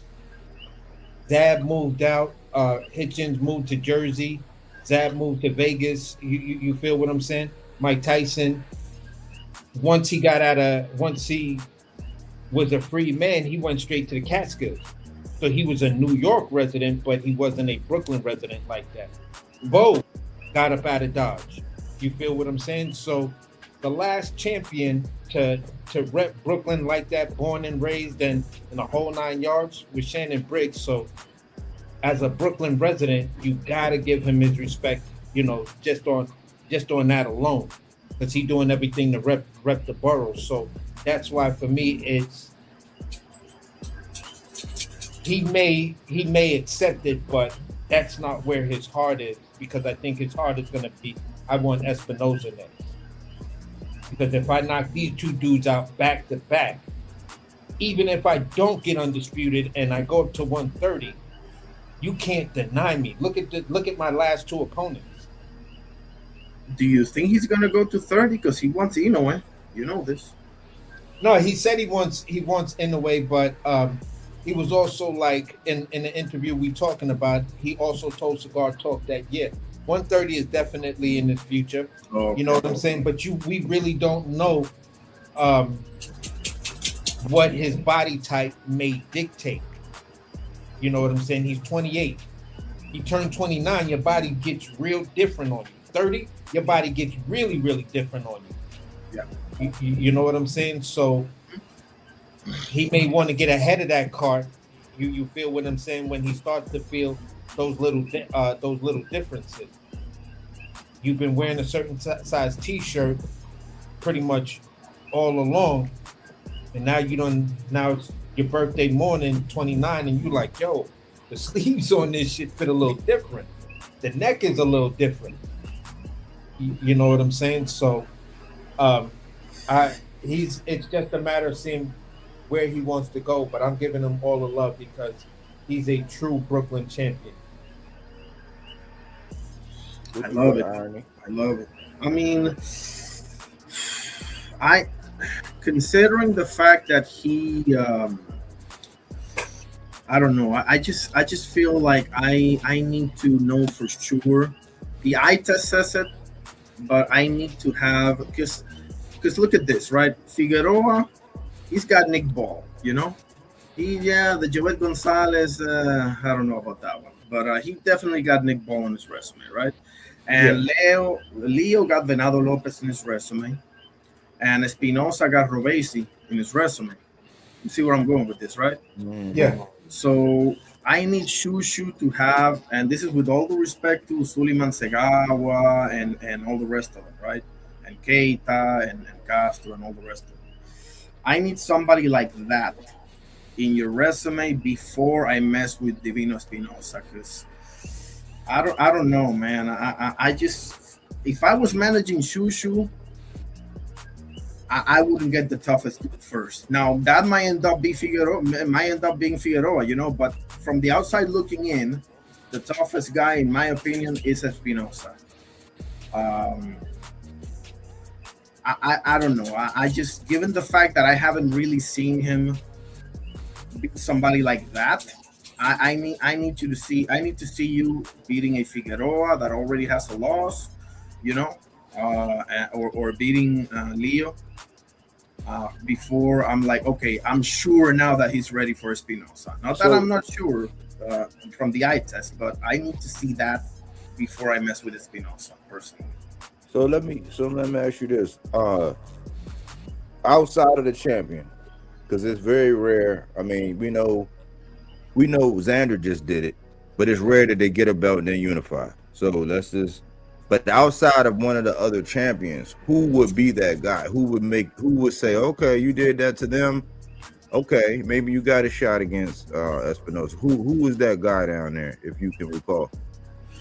Great question. I would say Robesi, but I haven't seen him in a minute. Man, depending on if he's healthy, that's a danger. I still like Robesi, man. I think he went Hollywood a little bit. He was down in Miami, and he got all that love and that Cuban story, and he got, them silk sheets. That's why I got a series, man, before the silk sheets. I think them silk sheets mess Robesi up, man. I like Robesi, man. I like that little dude, man. That's a dangerous fight if Robesi healthy. For sure, bro. For sure. That's a dangerous fight. Like, you might be, I don't know. That's a dangerous fight. That dude is a monster. Like, when Robesi get in his zone and he get comfortable, he is a dangerous little dude, man. Yes, sir. I like his style, man. I hope he come back, man. I don't know if he's done or what, but that's a good name. Who else? If you got anybody else, that's a good one. I would say Neri. Luis Neri is not a bad name. I was gonna say that, bro. Y'all gonna say that, bro. If Neri touch him the way Castro did, that it could be a different story. Neri is a little nasty little dude too. Yeah, hey, you know your shit, man. That's all I got. No further questions, Your Honor. For me, I was gonna mention somebody that probably many people may overlook, but I'd like Omar Trinidad. I thought you were gonna say Elijah Pierce, but I do like Trinidad as well. Yeah. Yeah, I mean, Omar is like he's making a name for himself. Hmm. You know what I'm saying? So Didn't he sign with Sufa? Excuse me for interrupting. I don't know who he signed with, but Okay. you know, he's a guy out of he's born in LA. He's 30. He's undefeated. He's got 13 wins by knockout. There's another one too that I keep missing. Let me pull up the rankings here because I know I'm missing somebody. Well, Mirko Cuello is not that. I wanted to say this because one of the issues that I had with the Figueroa and Ball fight, that ship has sailed, obviously. But it's the fact it's the fact that Nick Ball wouldn't fight Mirko Cuello for some reason, who's the interim champion in his division. But whatever. Like Mirko Cuello would also be another interesting name, and I'm missing somebody from the UK. I can't remember who it is, man. I'm sorry. I think I'm missing somebody from the UK. I'm sorry. I said you were saying at 26. I think so, or maybe I'm wrong. I'm sorry. Those are good names, man. I mean, we mentioned like 3 or 4 names, so I don't see anybody that Trinidad Fort, like by your definition of irony, I don't see nobody that Trinidad Fort that'll have me saying, I mean, his record, the way he's 20-0 with 14 knockouts. He got a 70% knockout ratio. He got some power. He 5'10" with a 68-inch reach. Yeah, them taller guys, That's why I only mentioned him just as, maybe if you go after, somebody who's up and coming, that's exactly a huge threat that may not be there, but the potential is there. Maybe if you knock somebody out like that, that's why, for me, I'm a low key, quiet fan of Omar Trinidad. I'm like, yeah, I kind of like this guy's style. I've seen him a couple of times, and I'm like, yeah. I just want to see a little bit more from you. See if how they really put who they put. I got the answer.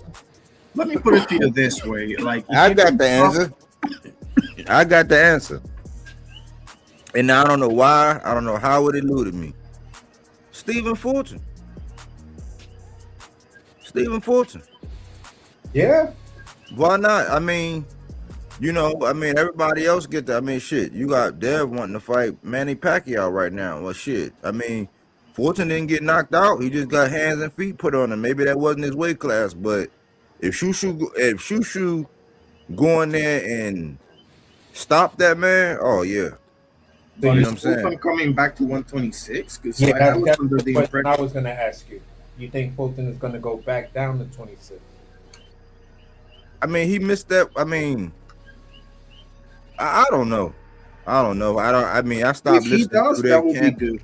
If he does, I stopped listening. I mean, it's an option. I mean, I don't know. Maybe I don't know because I stopped listening to Fulton, man. Fulton changed, man. He just changed, and so I'm not gonna spend time like really, and then I can't listen to his peoples because you can't. Because when he got to 26, he was like, "I'm comfortable. I'm gonna be here for a while." Yada yada yada, and then you hear him talking about 130 and no, but AC, remember we were joking around. You in particular, remember, because you brought it to the table. Remember when he was talking about what did he say he weighed that time? Was it 160? Yeah, it was like 150, 160.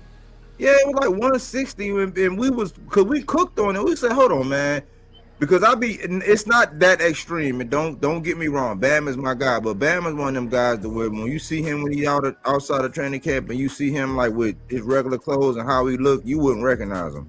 Yeah. Because of the smaller weights when they in between, he just like Shu-Shu right now. That's why I'm like, because when you can tell, like they got that thing. Some black fighters mainly, when you like really cutting, like right up under your eyes, that area right there get flat, like where it's smushed in. It ain't no meat right there. It's like It's like you could just see your skeleton right there. So for me, I thought he was playing because he was on was it Cam and Mace? It was one of them shows. He was on one podcast, and I was saying, nah, no, he was with Andre Ward. He was with Andre Ward. And I was like, I know he don't get that big, bro. Are you playing? Like, so, I just think that, listen, man, Fulton, he's gonna put himself in a situation too to where he's not gonna be able to just like with people paying the money and what he used to getting on his check and all of that. Like, yeah, he's gonna have to go through the ringer. Like, he's gonna have to fight. It ain't gonna be just gravy. So it was just an option. I don't know where Fulton is at. That's a good one. I don't know where he at. I know right now in the ring got him ranked. What would you do? Hold on, real quick. This was updated on today. Like they got Fulton at number 5 behind Shu-Shu. It's Angel Leo number 3, number 2, and this is that's the ring rankings, which since that's the free belt, that's what matters to everybody.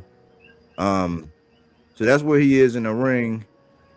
And I'm just gonna look, and then you can have it, Irony. I just want to bring this home real quick. And maybe that's why, because I think he's only ranked in the ring. Let me see. I'm at the last sanctioning body. Yeah, he's only ranked in the ring. But go ahead, Irony. No, I was just gonna ask you, like, what do you think is the best move for him, 30 or 26? Like, where do you see the more? Because I've struggled a little bit with this because neither of them are too deep, to be honest with you. To me, I think he like Clarissa Shields. To where it's like, yeah, you comfortable at that weight and all that, but like you be looking pudgy around the midsection. You don't be looking chiseled. It's like, man, you could really, if you had a nutritionist and you was working out and you was staying in shape, you could really be caught. You can go back down there to featherweight and fuck some shit up, bro. If you really, but he be looking pudgy. He be looking. I mean, I don't know, man. I think just like Clarissa, she up there talking about, yeah, there's only so many people she can fight. I think it's like 11 or 13 heavyweights or something. You know what I'm saying? So yeah. If she just trimmed up and got in the gym, she would have a bunch more fights. Like if she moved down, I think that's the same for Fulton. I with him always saying he a fat boy. Well, I don't think he said I'm a fat boy. I'm a foodie. I'm this. And then when you saw him, even when I saw him with Stacks.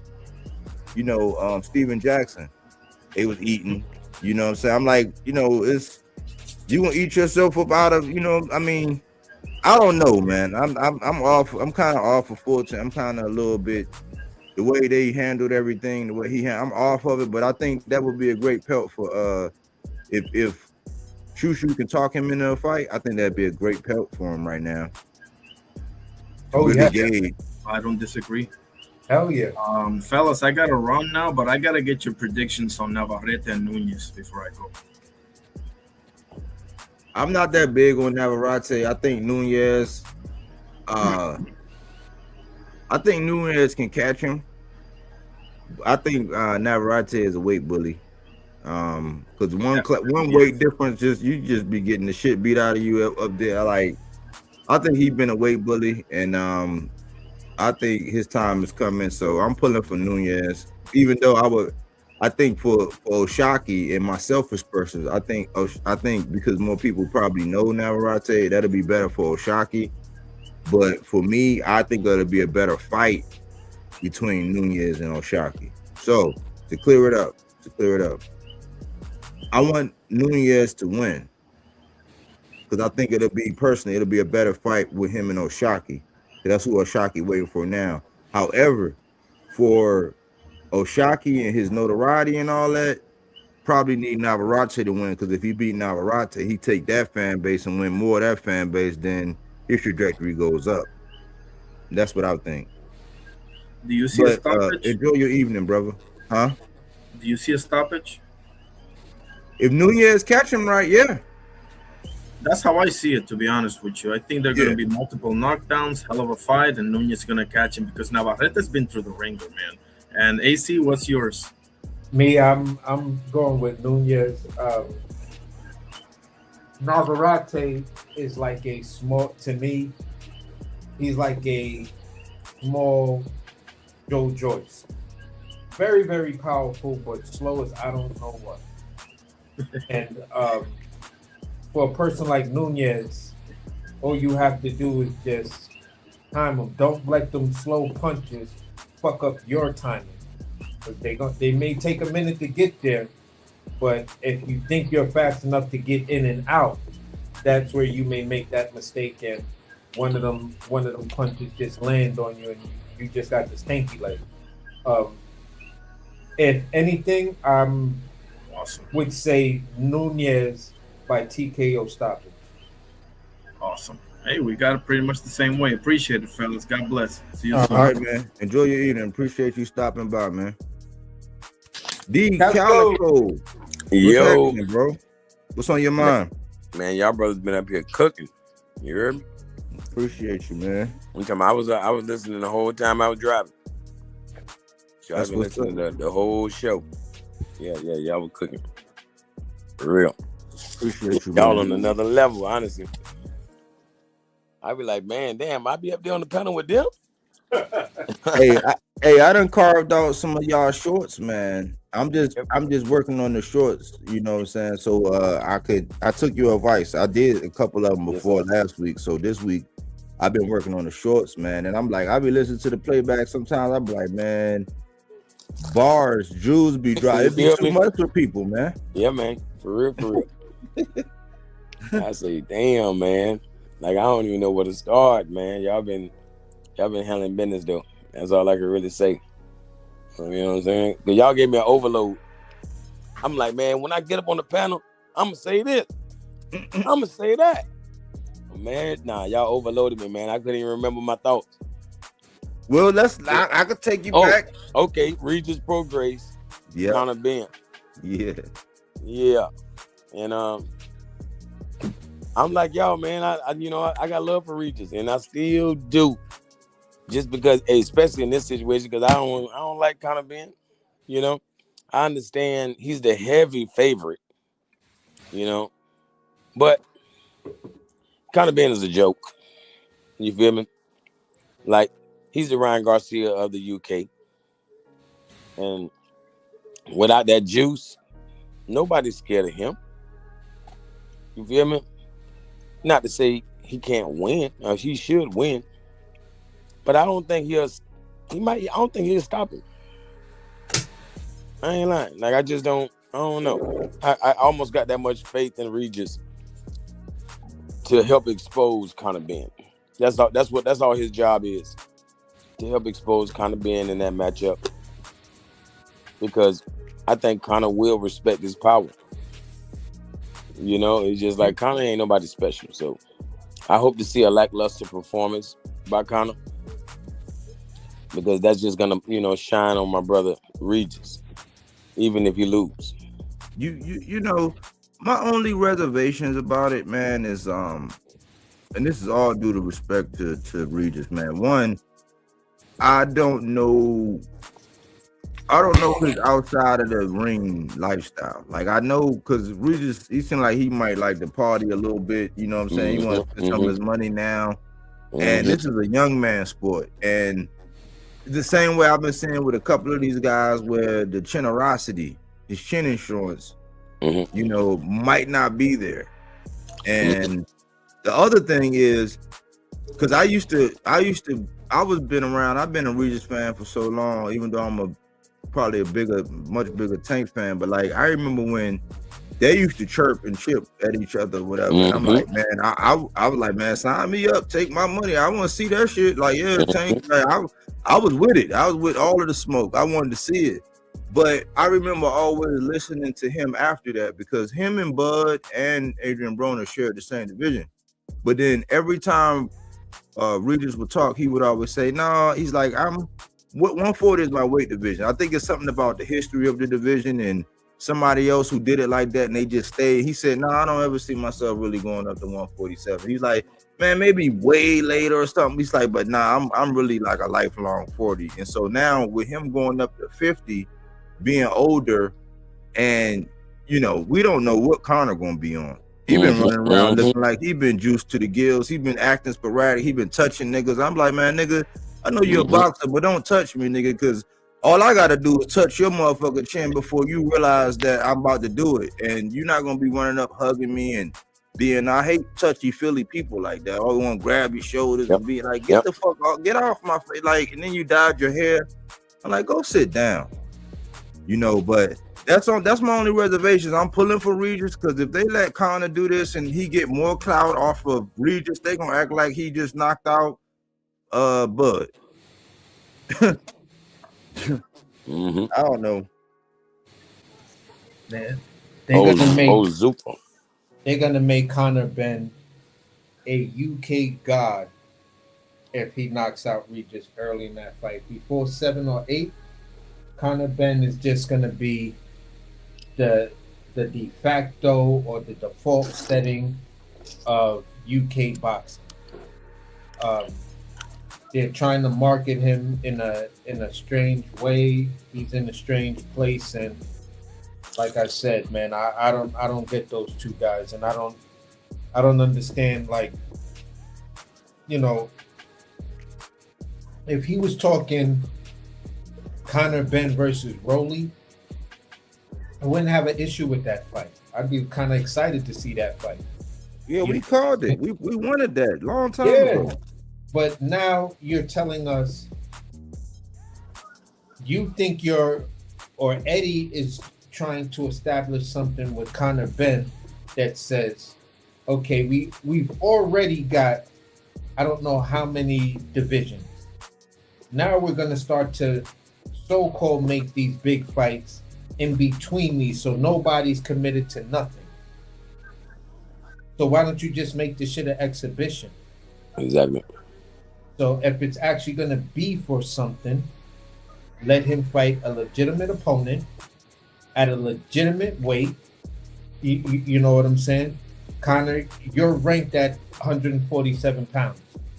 So who at 147 pounds do you want to fight? And it's not about bringing in Regis, who's whatever. It's got to be someone active. If you want us to continue and hold your spot as a ranked fighter, then fighting Regis is something that if I'm running that sanctioning body, I might say I'm not going to sanction that fight. I can take your money and sanction it, but you know, no, we're not playing those stupid fucking games, and I'm not going to sanction it for 150 fucking pounds. It's real. That's stupid, ain't it? Yeah. But like you got look, 154 or you got 147. Make up your. But look, this is right up Calico's lane right here, man. Can we say boxing has been compromised? Yes, sir. Because now remember, it was an attack on the belts and the sanctioning bodies, right?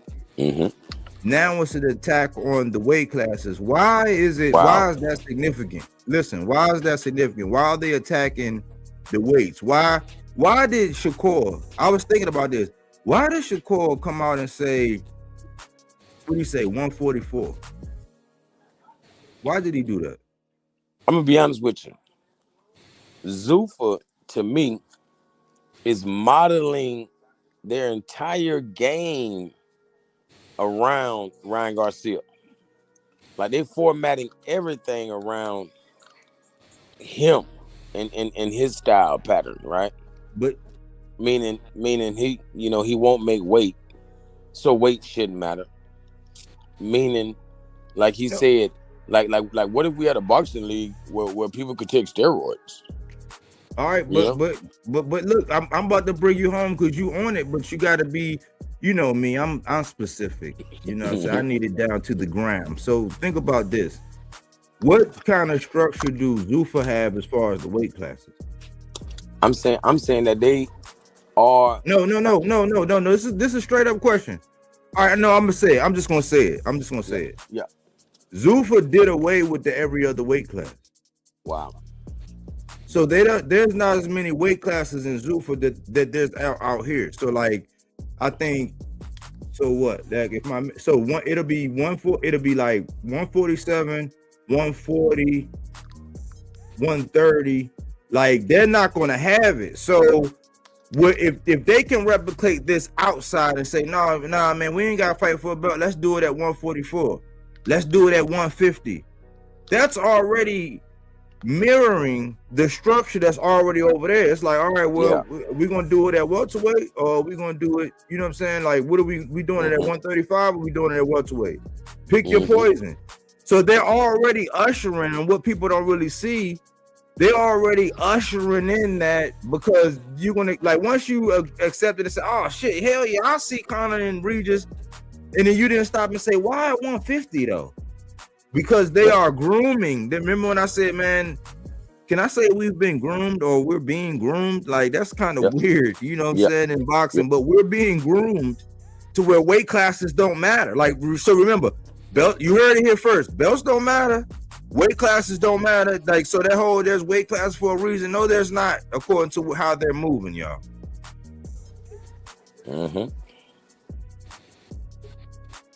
Yeah. And it's up to the boxing fans to freaking notice this bullshit and say, whoa, wait a minute. Hold on now. I see what you guys are trying to do, but me as a boxing fan, I'm not going to support that bullshit, because it's either you're going to do this shit one way or the fucking other. We're not gonna be skating around shit and playing these stupid ass games. So as long as the boxing fans are misled, and that's what all the guys with the talking points, they're misled by the sanctioning bodies. Yeah, the sanctioning bodies, blah blah blah. They're misled by sanctioning fees. You know what I'm saying? Why do I need to pay this? Well, they're being misled. Well, these belts don't matter. This matters. Why do they being misled to say, well, once you get to a certain level, you can start calling your own shots, and then they're gonna go back to, well, look at Canelo. They was talking about making a division for Canelo. Yeah, they also was telling Wilder, we'll make a division for you. Yep. Like heavyweight. They said they made that cruiserweight for him. So they said that's what they made. No, Bridgerweight. I'm sorry, that Bridgerweight. Yeah, Bridgerweight. Yeah, they made that Bridgerweight for Deontay Wilder. His, you know, he said, you know, he didn't want to do it. I mean, I respect it, but I'm like, hey, they made it something for you, like. But I don't know if it'd been enough people. He probably, well, he would have made something. Yeah, because anybody trying to go from cruiserweight would go through Bridgerweight first. Yeah, and he would beat all their ass. Just be he'd be handing out L's. But to AC, this is the point I want to make to AC's thing, man. What we got to understand is that, man, it's not that people are in total agreements with these things. People are scared to be ostracized. Ooh. Because everybody that's out here putting out the information, they want to be so political. They want to make sure that Shakur ain't offended, but then they want to also pledge allegiance to Tank. It's like, man, fuck all that. Like, if they moving right, let's applaud them and salute them. If they moving wrong, let's cite our criticisms. It's like, it don't matter if you're not part of the good old boy system, and it's been compromised. So people don't want to speak out about it, because then you got to go against the Tim Bradleys, or what Tim Bradley said, and Andre Ward said, and Max Kellerman said, and Turkey said, and Jay Prince, and you know, you don't want to be found in no alley or nothing like that. It's just people are just scared to say what it is, because the minute another fighter decide they want to do it, they don't understand. They no comprende. They no speak the English. But when it come down to their guys moving funny and doing all this weird shit, like where they asking, like you can't be pound for pound, number one, number three. You can't be pound for pound shit if you asking for all these other things. That's why I start getting turned off. I don't be wanting to know as much information, because it make me look at you funny. Like, damn, Calico, meet me out and meet me on 5th and Rye, right? But you know, you gonna have to wear an eye patch over your left eye. I'm gonna need you to tie your right wrist around your left ankle, and I'm gonna beat the shit out you, dog. Yeah. Like, that's what we at. Like, that's how I look at when motherfuckers outside of the ring size and you picking the kind of gloves and the fact that you gonna work out, you walking out last because you the big dog. Outside of that, what are we talking about? I'll tell you now. This nigga they want to say, oh, well, you can only weigh this much now, and then after that, man, you better not have, you know what I'm saying, a pint of water, and then you got to come in on the good foot, and you got to wear pink, and it's like, man, just meet me, you know what I'm saying? What time are we fighting, bro? Exactly. That's what we at. We going against the media, and we're going against people ushering us into a plantation, and that's why. And that's why fighters like the guy we're spotlighting tonight, Shu-Shu, gives us hope. He's not saying he wants to be down with the friend club. I don't know. No, I think he do. I do think he do. In the way he picked and called fights, because he was critical of Shakur one time, and just like Richardson Hitchens, he got spanked, and now he know better. Yeah, but the. Like basically they are Keyshawn sympathizers. People like Shu-Shu, I ain't gonna lie. Like I love him, but he a Keyshawn sympathizer. Yeah, that part I get, but where I was saying where the friendship stuff, where out of his own mouth he was like, look, I'll fight all of them. If it all came down to it, I'll definitely fight all of them and stuff like that. But he where I was cringy with it was when he was like, but you still have to understand the politics of how this shit work. And I was just like, that's the part right there, Shu. A Brownsville dude, I don't know about all of that. I ain't gonna lie, he my favorite 126 damn near all time, because I don't like small fighters. So like until Floyd Mayweather, until Tank Davis, you know what I mean? Like I never looked at 135 or 130 and 126 and 122. What?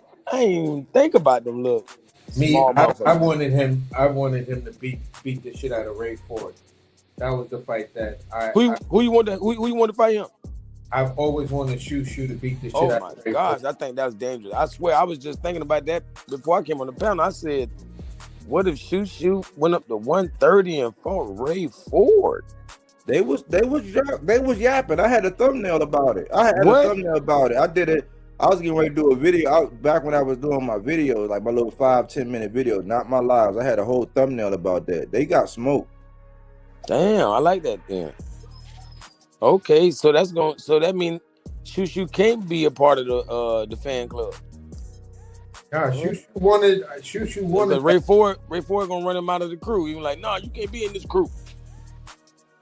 I just felt that. I think pretty much after the Nick Ball situation, that dude was like, "Nah, I ain't trying to see nobody like that." Yeah, Ray Ford took a major step back in my book. He's in my boxes to watch. He's the Cobra. He won't let his hands go. I don't know. He must have been sparring too much. I don't know. That's why I'm on some stuff like what you be talking about with the guy in Philly. I think they spar too much. I think they be, you can spar too much. You can be, and I don't know what happened, but Ray Ford won't let his hands go. He sat right. I went to that fight, that Boots fight against Dan Giannis, and I sat there and watched him go round for round, rinse, wash, and repeat. And when at the end of the fight, he said, "Yeah, I had him where I went. I know I could do, but I didn't want to do anything stupid." I'm like, that's not how a predator talk. Like, you seen what he showed you round and round and round, and you didn't want to take no chances. I don't. My fighters take risks. I'm not a safety first. Like, if you a safety first fighter, you're not in my boxes to watch no more. You're not somebody I'm going to be, because that safety first shit that come down to the judges. Because even the De Los Santos and Shakur fight, if you go back and you really score that fight, man, you might come out with a different outcome, because he was going to Shakur's body, and Tim Bradley was so busy gawking it up that you would mesmerize. Go back and watch that shit without no volume, and you see what I see. I actually scored that fight with everything. I could have seen the draw, or I could have seen De Los Santos win by 1 point. It was that close. Because he was pressing the action, he was being the aggressor, he was making all the shit that they award people like Pitbull, even when he ain't connecting. Except for De Los Santos was connecting, but he was doing it to the body, and they discount body work. unless you drop somebody. Like unless you really drop somebody, they kind of discount it. It don't get counted the way In you hit that somebody fight, with a I clean felt hook. like my bad. No, you good. Good. I say in that fight, I felt like the judges was literally giving Shakur credit for De Los Santos missing punches. You know what I'm saying? You listen. If you listen to how they were calling, I said, man, if y'all don't stop all this, I'm just trying to watch. Y'all are distracting me from the fight, bro. Like y'all giving me a headache with this shit, all this hyperbole. I'm like, oh my gosh, you see that? I'm trying to tell you. And then all this shit I've been seeing online, this shit is disgusting, bro. I'm like, nobody can. I'm like, man, y'all gonna get this dude, y'all gonna get this dude fucked up, bro. Like, does Jay Prince only pay with threats, or does he grease palms? Like, goddamn. Oh, you on it like I am with Jay Prince. Yeah, man. We can see through that shit. Like look at Tio all of a sudden come out and saying what he said. Oh, hey, no, hold on, listen. Why does Bummer Clock come out? You know, we ended the live around 1. This Bummer Clock put out a video at 2 o'clock in the morning talking about how Tio took a dive, bro. Yeah, that's what I'm saying. Tio, this guy actually sits down it. interviewing. He got a relationship. He can call Tio on the phone. Like, he be listening. I'm like, if you ain't dropping nothing in the pot, bro, you just. But at 2 o'clock in the morning, he went live and said that Tio took a dive. Right after we got y'all started talking. You started talking about it, bro. Me and Punch Drunk, we know each other. Oh, okay. You gonna say his name? Yeah, I knew him too. Yeah, I was cordial till he did some crazy shit. He be on the same channel I be on with Rap Star, so he done heard me say that before. But he is saying like he got Tio tweeted. When Tio made that tweet, he went crazy with it. But I already been saying that Tio did not give 100%. I don't give a damn. We said that immediately. That's why the channel we said right after the fight. Just the first panel I came out and he didn't go out. He didn't sell out. He didn't down the shield. He act like here, take my strap. Yeah. Like we can't leave you with the women and kids, Tio. You might give it up. You gotta come out here with us so we can watch you, or somebody gotta stay back and babysit your dumb ass because you gonna just give that thing up, man. Yep. Oh God. Bro, I'm gonna tell you who else be taking from me for real though. Goddamn Tim Bradley. Oh yeah. I feel like Greg Hackett done got me too. I ain't gonna lie, it's all good. Oh, he was famous for that, bro. That's why I started saying, man, that nobody said Devin Haney was gonna drop motherfucking Brian Norman before me, because I said he was gonna drop that bitch 3 times. I was up there, me, Punch, and Rap Star. We was all up there talking shit. I say Haney gonna drop this bitch 3 times, motherfucker. Because in my mind, Brian Norman is gonna be relentlessly coming, and Haney's gonna drop him. He's gonna have to do it again, and he's gonna have to do it again. But Norman didn't really force the issue. He didn't make Haney have to do it. Yeah. But yeah, man, a lot of that stuff, like especially like Tim Bradley. I remember I was up there saying, I said, y'all talking shit about Snack. This was back when the Terrence Crawford and Canelo fight. I said, y'all talking shit about Snack. Since all y'all scared of Snack, I'm going to buy some, motherfucker. I'm finna take me some Snack. Goddamn, I'm finna get in shape on you motherfuckers. You feel me? I'm gonna tell y'all how good it is. You feel me? And then goddamn it, this nigga Tim do a video the next day saying, well, a couple days later, he was like, I got it in the mail. I got that Snack. Like he was showing that he got the snack powder and stuff and all that. And he like, yeah, Tim Bradley, I'm finna get back in shape on y'all. This and that. Yeah, I'm gonna tell y'all how good it is. I say, damn, I just said this shit the other night. What the fuck? Word for word.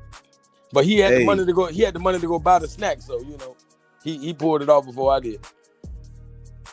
It's a bunch of them do it. It's like I've been asked AC how many things I've seen, how many thumbnails, how many that whole with the title, the thumbnail, everything. Your boy PD, he took the title, thumbnail that Jermaine Ortiz versus Virgil,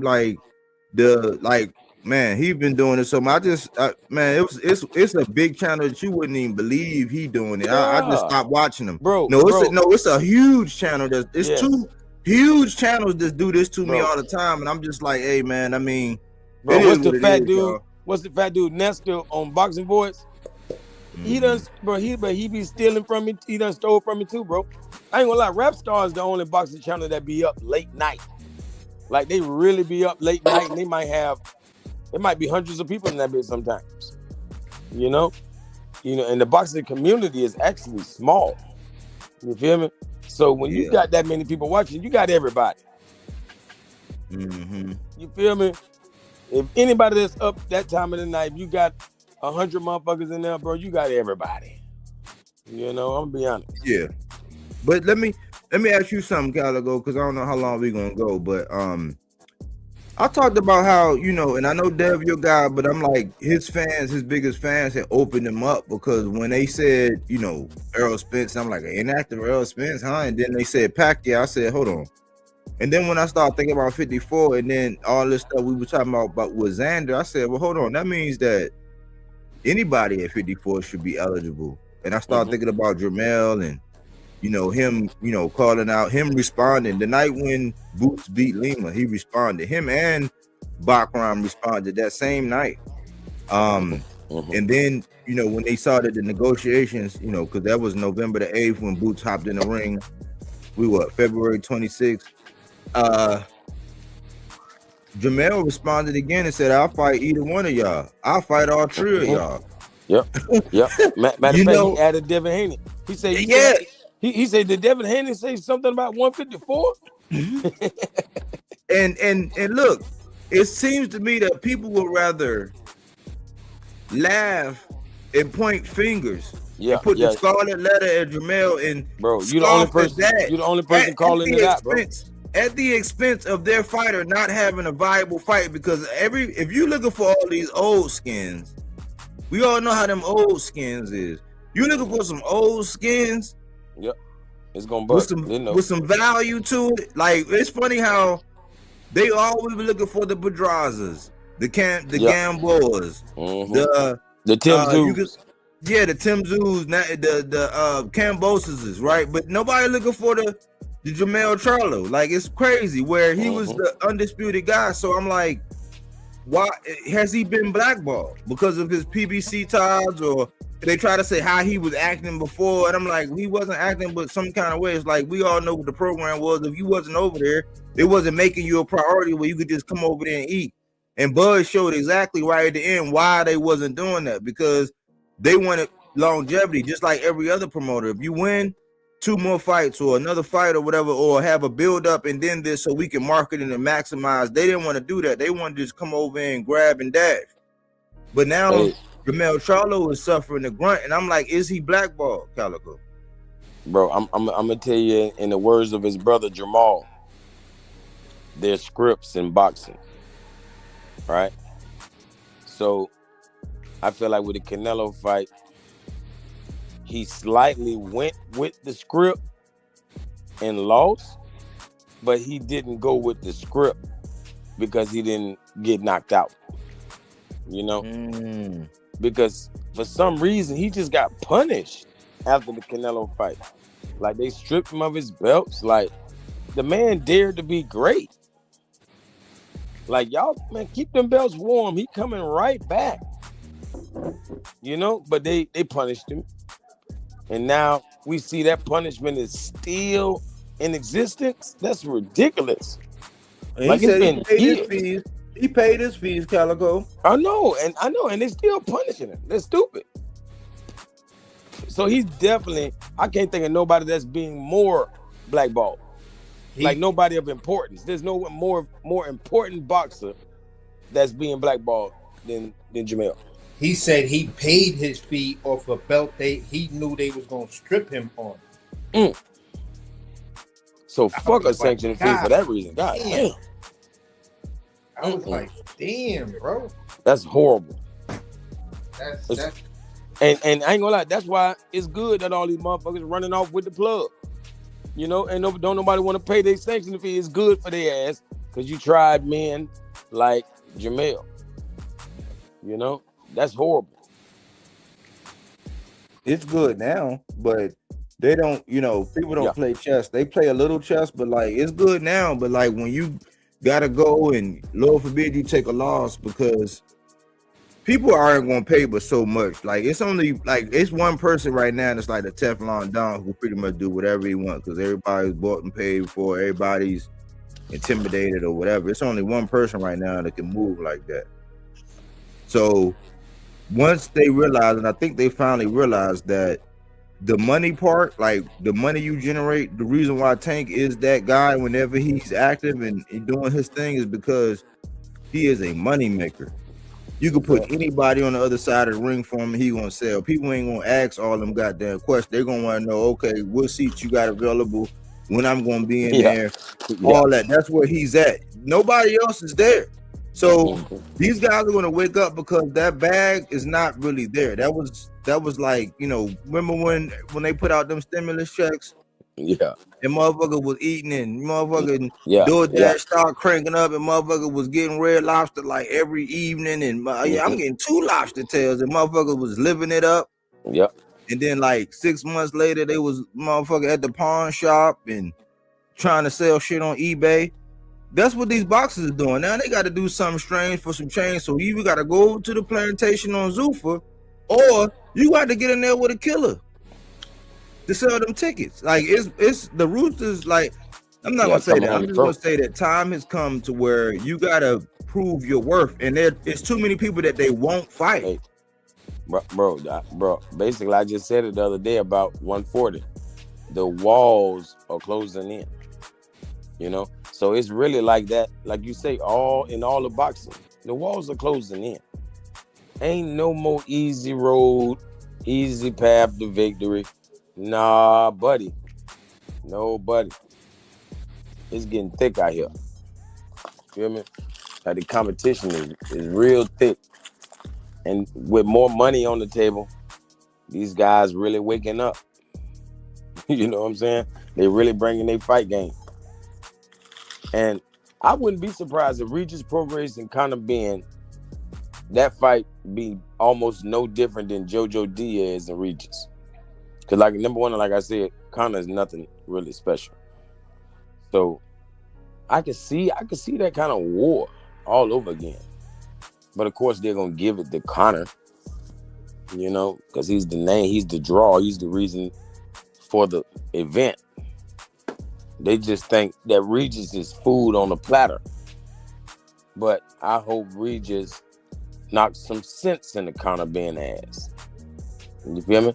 And he got $15 million to go home to, so I don't think he's gonna go that hard.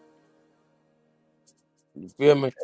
I hate to be the bearer of bad news, man, but our boy been compromised, man. Damn, they got him. I knew it with the Devin fight, man, because he said they had other business, like they had a reality TV show that they couldn't speak on in endeavors after the fight. Then when I come to find out that the man signed paperwork where there was a one-way rehydration clause in that fight. Like, whoa. So Devin could blow up to whatever he want. Regis was capped out. He didn't say nothing in Regis. That's why I still respect him, because he kept it a G. He said, yeah, it was, but I'm not gonna make no excuses about it. But I'm like, but it made me look at everything different. But I'm like, now you down. So now you, out of all the people, because remember, we just talked about the other day how hard it was about 4 or 5 years ago, how hard it was for Regis. And he had to get it out the mud. When he fell from grace, he really didn't fall from grace. He got edged out by a decision where he made Josh Taylor face look like hamburger meat. But guess what? He got knocked all the way down to the basement. He took the stairs. He finally got back with a Sean Jose Zepeda. He did what he needed to do, and that's how he got his belt back. But nobody was trying to fight Regis.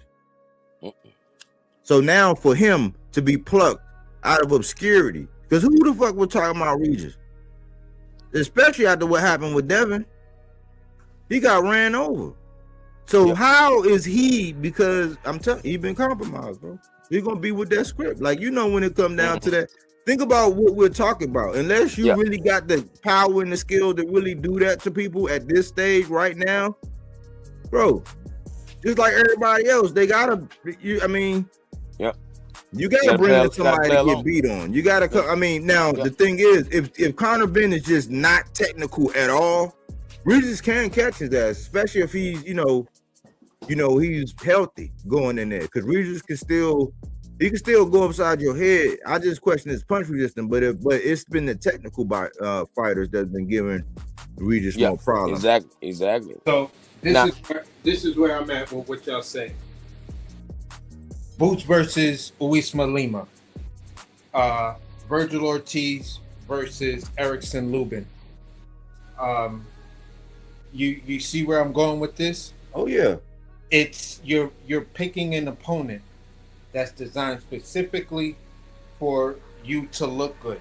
Now, whatever the marching orders that I can actually pay for this thing and make it look interesting, but you already know once you're in trouble, go down. Yeah. Mm-hmm. Mm-hmm. So that's the way I feel. That's what the implications of this is. The implications is Teofimo was here, then come fight night, you're way the fuck over here. What happened to I can't let you come up and take my shit? Everything I worked my entire career for. I can't just let you come up and take it from me. My career is on the line. Versus I've been to your house. Yeah, you've been to my house and you know what time it is. Okay. And he said, listen, AC, this man said, and I'll let you have it, Calico, but this is what he said, AC, listen, this man, and I got to put this up. This man said, he said he didn't take a bath. That's what he said, BAPH. Y'all spell the rest. But he said, this is what he said. He said, I cannot let evil prevail. Y'all remember when T.O. said that? He said, man, I can't let, this is good versus bad, and I can't let bad win. And then it changed. He got in the ring and he didn't perform. He didn't embody the physical action behind the spirit of what he said in that ring. Yeah, because bad wasn't so bad. Bad didn't look as bad as it did prior to this conversation. Bad didn't look as bad as it did when someone slipped into my dressing room and handed me a brown paper envelope, or someone handed me a phone because they had my Cash App or whatever, my Zelly, and then they showed it to me and said, "That's yours if you play the game." You don't really give a fuck about all of this, do you? You don't want to be doing this training shit. You don't want to be doing nothing.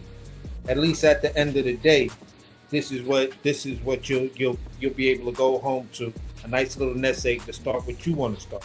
And trust me, we'll have some people talk to you about certain critical things, so you won't be forgotten.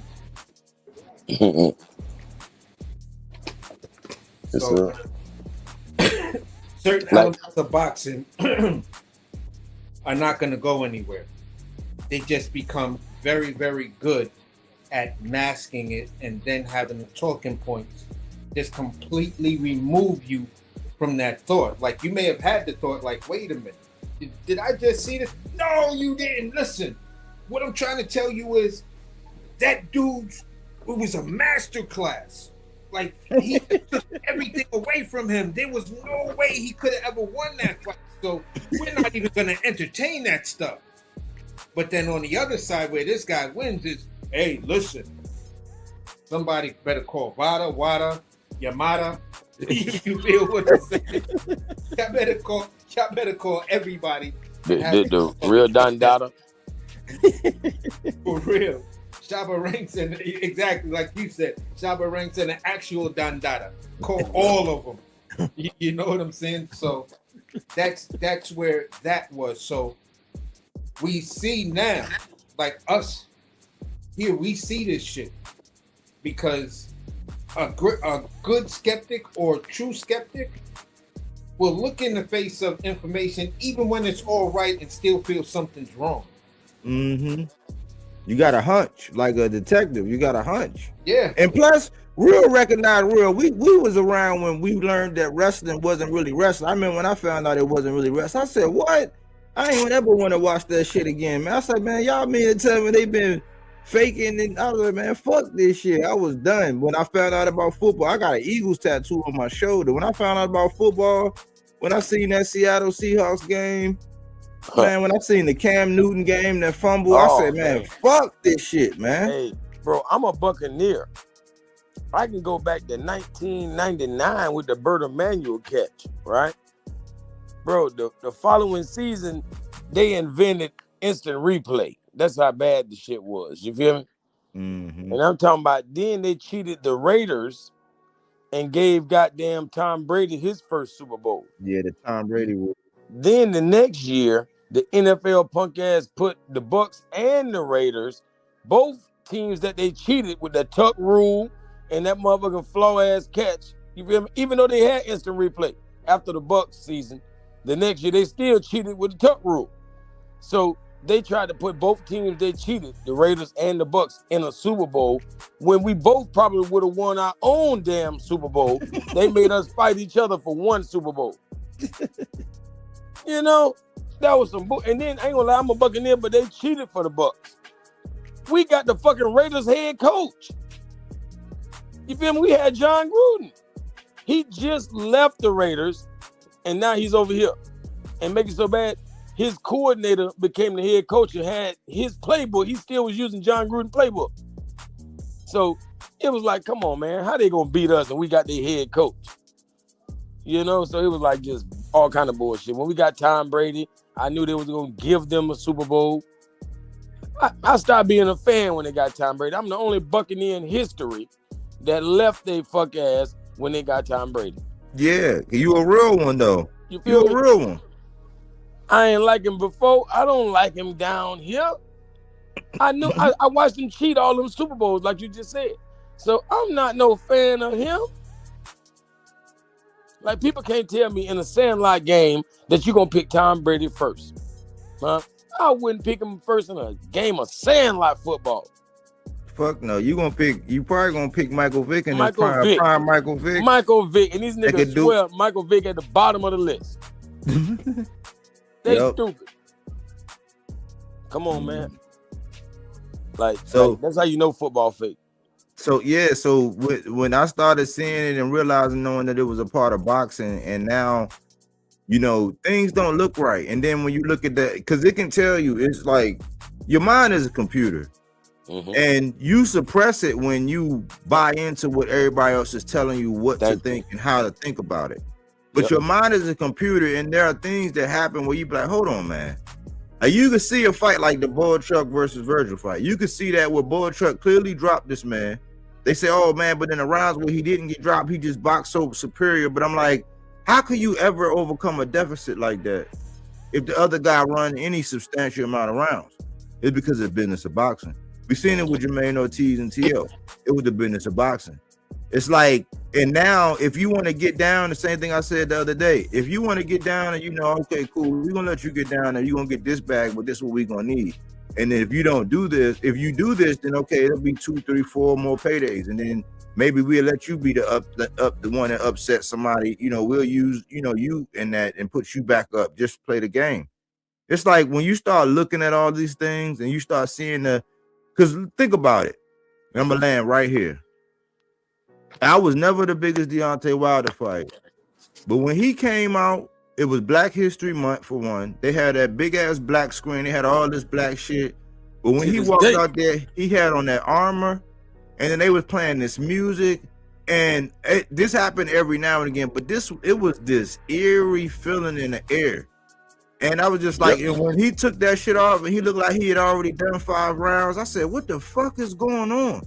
And then when I saw what he was going through in that busted eardrum and how that shit was coming out and they wasn't stopping, I was like, man, they was about to try to send this man up. But we got to question the state of Wilder. And they was going to allow that man to do it so he could become the greatest. They was always trying to say this man was better than Ali. And they built a statue for this nigga ultimately. But we see that. Let's parking lot that. When I see my man Earl Spence, and I be telling my lady, man, sometimes I see these niggas, I be like, baby, what's wrong with him? Like when I seen Lima in the ring with boots, and I looked up, I said, baby, why Lima look like that? Why Why is his face like that, bro? He looking like Cam Newton that year when they lost the Super Bowl before he even walked out. Like, you looking like you already know what the fuck. So when I seen Earl in that locker room, and I know he kind of got the sleepy eye, when I seen him and he looked like he had already done 5 rounds, I said, man, what the fuck, man? Yeah, that was horrible.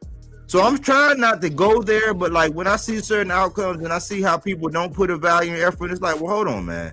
You a killer, bro.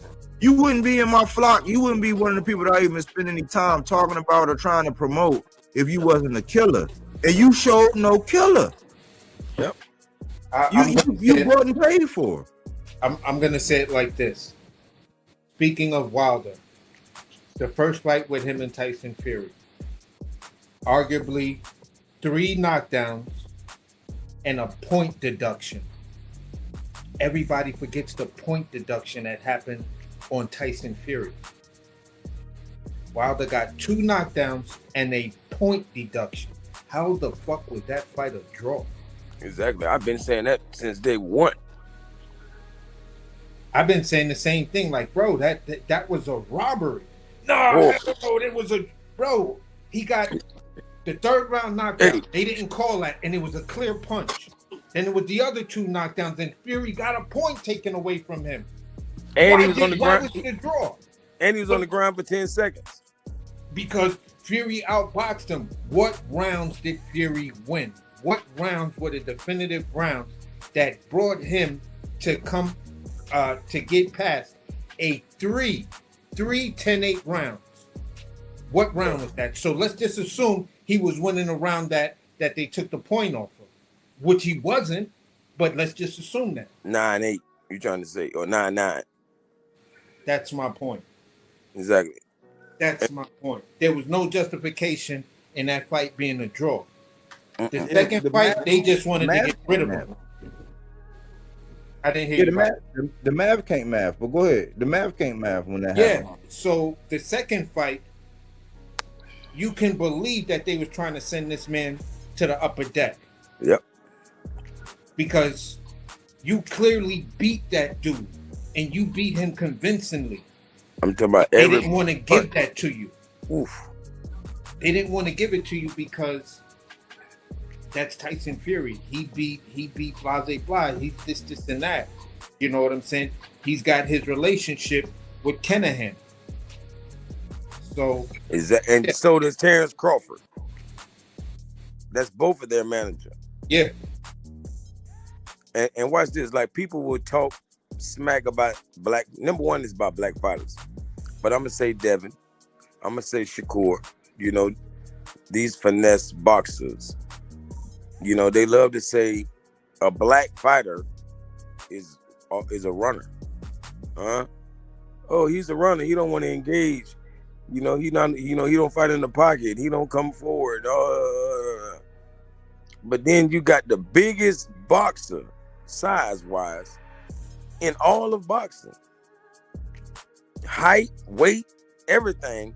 And this bitch acting like he a ballerina. And motherfuckers praising him. I say, how dare you?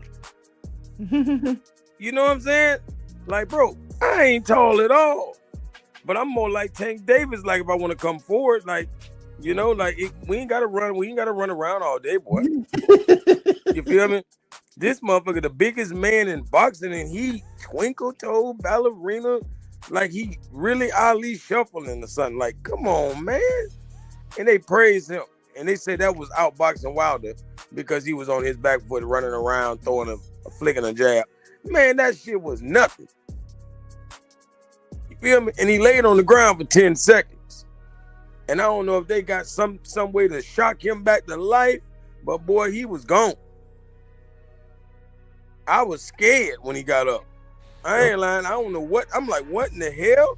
This man, his head hit the ground so hard. And his eyes just shut. And he just said, fuck it, I'm going to sleep. The ref admitted it. He was like, yeah, I gave him extra time and, you know, gave him whatever. And blamed it on Wilder. Because he felt it was a championship fight, and he said that the fight was good enough. But at the end of the day, the third man in the ring, after he said that, he was like, "But if you want my opinion, who won the fight? I was in the ring of the fight. Deontay Wilder clearly won that fight, in my opinion. But nobody gives that the credit for that.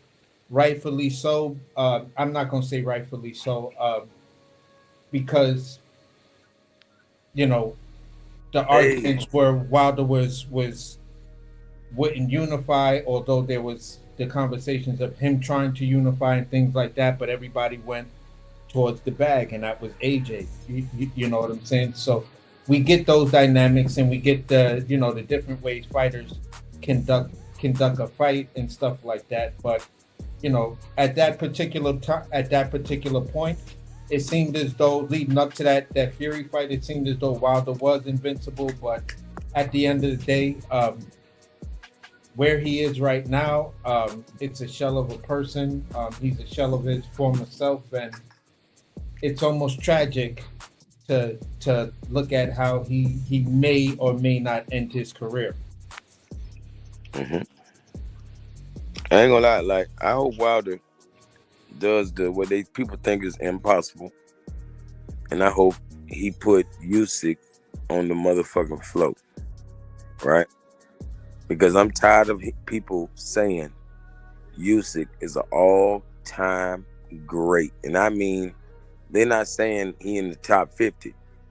These motherfuckers saying he top 3, top 5, dead or alive, huh? And I don't see it. I'm not giving nobody that much credit after 23 fights. You know what that is. That's what this is right here, man. That's just recency bias, man. I see through that shit. I see through that shit. Like, I see through that. I'm like, all this hyperbole. I'm like, man, by the math ain't mathing. You know what I'm saying? Like, why you finally, like, at this point, I mean, I'm going to be honest. At this point, yeah, we know Wilder got a puncher's chance. We know. But at this point, let's be honest, man. That's a cherry pick. It was cherry pick. But it could be a cherry pick going wrong. It's and it could be. Which, that'll be what he get. Like, you know what I'm saying? Like, just like Wilder. Because my only criticism for Wilder was like pulling Fury up off that couch. Pulling Fury up off that couch when he was overweight and on drugs and all of that stuff. Like, I'm like, man, if Tank would have did, because my argument was, I said, man, let Tank or Shakur pull a nigga up off the couch especially Tank, let him pull like a Tevin Farmer off the couch. If we would have fought him coming back, man, they would have brought the cross to his house. That was my argument. But they got over in that fight to close out y'all. They got over in that fight with that count because they got off on a technicality, because when he started counting, Wilder didn't go to the right corner. So he has a right, according to the rules, to stop. So it was like, damn, if you would have just went to your corner and stayed there, they couldn't have robbed you, but they got you in a technicality. Now, it was what it was. You did, technically, you knocked him out because he didn't beat the count. You know what I'm saying? But they got over on him on a technicality. I was thinking about that when you said that. This? All the good judges out there, ever since that fight, I pay attention more than ever. Every time a guy get a knockdown and a guy is anywhere near the fighter or going to the wrong corner, of course, the referee turns to him and makes sure that he goes the right direction. And the ref turns around and jumps right back in. I don't care if it's a number 5, 6. I mean, he just jumped right where he should have been. He don't just start 1. Yeah. 2, you know what I'm saying? Yeah, and the people on the side of they check with him. Sometimes they'll be like 3, 4, and then he'll jump in 5. 6, like, they'll do that. Yeah. The issue for me was you're supposed to go to the closest neutral corner. Neutral, I like that. When you tell a person, no, that's not a corner, this is a new, well, am I standing right over the motherfucker? No, I'm not. So I got 3 other corners I can go to. All exactly. This specific neutral corner bullshit, that just tells me something ain't right. The math ain't mathing in this, because it's the neutral corner. Any corner that's not within a couple of feet, so as long as I'm standing over this guy, You feel what I'm saying? So Yeah. when people make those type of, or the ref made that statement, I was like, oh, you playing a Yep. huge technicality game, like people Dirty game. don't really know what are actually neutral corners. You feel what I'm saying? If you knock a person square out in the ring, right dab in the middle of the ring, what is a neutral corner? None. Exactly. According to that rule that they pulled with Wilder, there is no other neutral corner. The dude just has to find some place to stand. Yeah, get the fuck away from the fighter. Exactly. So, you know, just the games are extremely nasty that they play. And all of a sudden, since Wilder did that, you hear all the dummies love to say, it's a 10 count. It's not 10 seconds. Yeah, they start becoming scientists and shit. Yeah. Boy. Like, Motherfucker, wow. a 10 count is 10 seconds. Like, bro, it's like, okay, the only other way 10 seconds is not 10 seconds if we're talking about theoretical physics and we're talking about Planck time. That means there's 100 millions of these little tiny seconds in between 1 second. So shut the fuck up with that. That's not what we're talking. We're talking simple count, 1 to 10. That's 10 motherfucking seconds, bro. Yeah, they trying to 20 seconds. It ain't. Yeah, they trying to be precise. 5 It's 9.9. Like, man, to be shut exact. the fuck up. You know, but here's what I would also wanted to land on. The same type of technicality that saved Wilder was the same type of technicality that saved Frank Martin versus Nia Albright. Oh yeah, with the mouthpiece. Yeah. Keep that mouthpiece, bite down on that mouthpiece, land them punches, and you probably would have gotten maybe a technical knockout. Well, or a stand 8 or he could have edged. That would have I think with a knockdown he could have edged the fight and got won that draw. 8, a standing 8 or a knockdown would have, in my opinion, might have gave him the edge. Mm-hmm. Definitely a knockdown would have sealed the deal for him. But know? it was no. But I felt like he was losing though. Still, like at the end, I know it was great 10th round, but I don't feel like it was a draw. I just feel like they punished Martin for not closing the show. Buddy McGirt messed up in the corner. I remember at the beginning of the 9th round, Buddy McGirt, he thought it was 3 rounds left. He like, you got 9 minutes left. Yep. Frank went out there and dominated that round. But the next round, they didn't even realize it was the last round. Albright knew exactly what round it was. And he fought like it was the last round. Hey, you feel me? Hey, technically, I had a 97-95 for Frank, but I understood the draw. I wasn't going to, and I said, man, damn, he messed up his momentum because I could see it was close. It was close enough, but I had a 97-95 in my book, but I don't argue the draw. Like I'm not. The reason I don't argue it is because I'm biased, and I like both of them fighters so much. You know, I really didn't even want to see them fight each other. You know, because I want both of them to kick Keyshawn ass. That's the type of shit I'm on. But I don't argue it. I don't argue it because this is the one thing. Now, Albright messed up his own momentum. Like you gotta bite. That thing gotta be fitted, or you gotta bite down on that motherfucker, man. Because if he would have got that knockdown, he would have won that fight, man. Or either when that happened. Yeah, I think he would have won I think he would have won if he would have got the knockdown, man. Yeah, but, obviously, if it was ended up being draw. Yeah. So, but I wanted to ask you, man, because you wasn't here before we wrap up, man. The Clout Sean is actually saying now he's calling out Lamont Roach, bro. Mm-hmm. I'm like, what the hell is going on, man? See, he's a smart man. He was doing this with Tank for years. No matter what people say, he used Tank's name for clout. You know, Clout Sean Davis definitely was doing it, and it worked. You know, he filled up his little arenas based on the hype that he was getting off of, Javante, yeah, motherfucker, you don't want no damn smoke with Tank.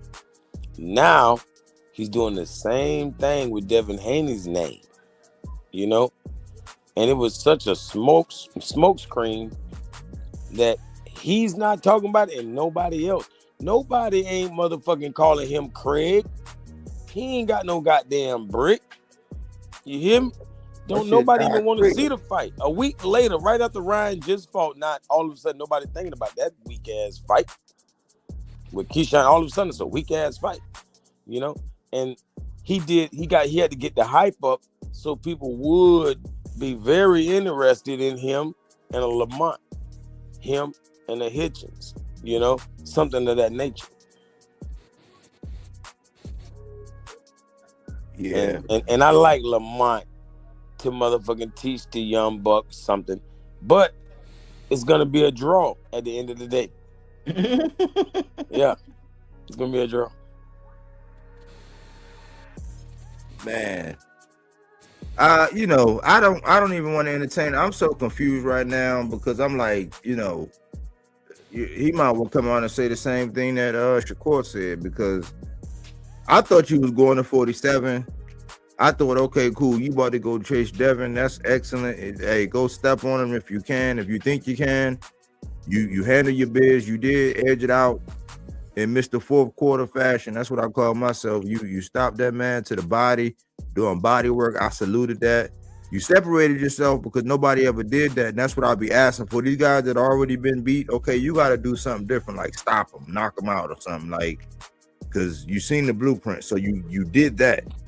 You say Devin, and now you're barking with Lamont, but that's your man's work. Like Oshaki said something, but you don't even want to entertain it. So I'm believing Shock more and more, where it's like all these guys want to be in the friend network, and they all kind of want to be buddy to decide who they will and who they won't fight, and how they going to catch and manipulate. You know, the public's eye. Yeah, so I'm like, for one, I think Lamont kind of went Hollywood. I had been following him from as a guy from the area. I had been following him. You know, I was hoping that they didn't rob him with the Hector Garcia. I was like, I hope they don't rob that boy, and they did what was right by him. And I think he changed after that Tank shit. And so now it's like, I'm not gonna go all the way in on him. I want to see what his next move is gonna be. But like, I don't get this thing that Shakur and Clout Sean got. I don't get it, and it's just messing up boxing, man. I don't. Why would he be entertaining Roach? I thought Shakur. Well, I don't know. You know, I don't know, man. I don't know what to think with these guys. Man, like now it might be you know, like maybe they giving each other alley-oops by just hyping each other up, and they all gonna go fight other people. You know what I'm saying? Well, basically the way I see it is all of these guys are on different networks. They all have different cell phone networks. You feel what I'm saying? And so they all can communicate the way they want to, and, you know, talk about fights and everything like that. You know, everybody is trying to come together and figure out, all right, so we're going to let Shakur go to Verizon or AT&T. And right now we're searching who has the best friends and family network program for how many lines we can get for less than $15. And that's what the fuck these dudes are trying to do. Like, yeah, yo, I heard y'all got y'all was, because y'all do what y'all do, they gave y'all basically a 10 phone plan. Y'all got room for me? Yeah. Just you know, go down to the store. This is the store we went to.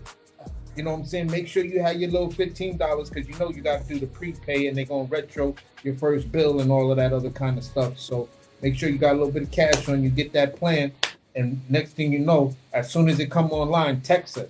It's automatically set with the group chat. So all you got to do is, once you turn the phone on and it's recharged and you lined it up and everything, the group chat gonna show up, and we can all chop it up. We can all get the talking points together. We can do everything. So as long as them dudes is trying to put together that friends and family plan, that cell phone plan, this is the bullshit we're gonna be dealing with. We're gonna be dealing with guys that we thought could actually just walk around with a cricket phone or whatever other type of phone and shit like that. But no, everybody wants to be on that friends and family plan that this dude is offering. So it's just really, really weird right now. Dudes don't want to run their own race, and they just feel that, you know, if I can get down, I'm gonna get down, and then it makes my life a whole lot easier. Yep. Man, I appreciate y'all, man. You know, Sure. like y'all made my journey, you know, real easy when I was driving. I see. That's what's up, Shoot, man. it was gonna be a boring. I thought it was gonna be a boring ride till I found y'all on the internet. I appreciate that, man. That's what it's for, man. Yeah, man. Thanks for coming through, man. Glad we was able to help you get on your ride, man. It's really for that, for people who want to think about this shit. Just think about it. Just take a couple seconds and just juice your noodle. Yeah. You know what I'm saying? Like, so yeah, man, that means a lot, man. But Hey, we're hey, we're I'm gonna talking chop about, bro. it up some more. Huh? Make sure you stay on that same path too, because you're the only person that, you know, that clearly can see and eat. You know, they even had the nerve to speak about how they blackballing Jamel. Like, that's ridiculous. That's ridiculous, man. You know? Yeah, we got to, man. I gotta get my guy a fight, man. We gotta. Hey, you know. Hopefully we hear other channels steal that. That's what the fuck they need. Yeah, to steal that. Yeah, hey, you know? that's a slogan. Steal this, man. You feel me? Steal these, you know. Yeah, man. Hey, let's get Jamel active, cause that brother deserve it. You know, undisputed. You know, like, hey, give him all the opportunity. For real. That's a real one, man. Like I would rather see Jamel Charlo and goddamn Conor Ben. What's up with that? You feel me? He ain't about that life. He'll get beat to sleep. They showed a video. They showed a video of Conor Ben like running into Earl, man. That nigga was like, nah. Like Earl was like, why? Like who you got? Earl was like, why? Man, people was cooking his ass. They was like, yeah, man. Conor Ben seen Earl and got friendly real quick. He was like, nah, I'll never fight Earl, man. He's always been, man. I always like Earl Spence. Like, yeah. Well, no, don't do that Keyshawn shit with me. Yeah. Earl checked that temperature real quick. He ain't even had to say nothing. I said, man, go ahead and come back, Earl. I just hope your generosity is there, man. But I appreciate you, man. We gonna wrap up, man. You got anything else? No, man. That's it, man. I appreciate y'all for sure. All right, man. Well, we gonna cook again. Man. One more thing. I remember because I was holding it in when you was chilling. But bro, y'all got to get on TikTok, man. Like if you get on TikTok, it's gonna be lit. I'm telling you. Like boxing starting to really pop on now. Like I be on there with Zab Judah and Corey Spinks them all the time. Like for real. Like he be going down. Mill City and all them, they be coming up there on Zab channel. I be up there too. But even if we got our own thing going, bro, you'll see it will really jump on TikTok, and they all can follow you right back to YouTube. You know, I'm gonna look into it this weekend. I was thinking about it. I just did X not too long, a couple months ago. If you got AC in the building with you, bro, I'm telling you, it's gonna be official, guaranteed. All right, I'm gonna check it out. I'm gonna look into it. I appreciate that tidbit, bro. For sure. All right, man. How you want land, AC? Man, this was a great conversation and stuff like that. It to be perfectly honest, it lit my spirits and got me a little bit focused and stuff like that. I wasn't down for any reason. I wasn't feeling whatever, but it just lifted my boxing spirits. You know, I just came across some information that I was like, maybe that's a whole new dynamic to what I'm trying to do behind the scenes. But at the end of the day, this type of conversation was a good break. Like sometimes you want to take a break. I'll want to do something, but then my internet is acting up, or you will go to another channel, and it's just people talking the craziest shit. So you're sitting there with a scowl and a frown on your face, like you stepped in dog shit and you just can't figure out where that fucked up smell is coming from. But this was the type of conversation that was needed in boxing. For every topic that we discussed, every topic that we touched on, it was still something that was needed for the sport. And for me, looking at Shu-Shu and his potential future and stuff like that, it's bright.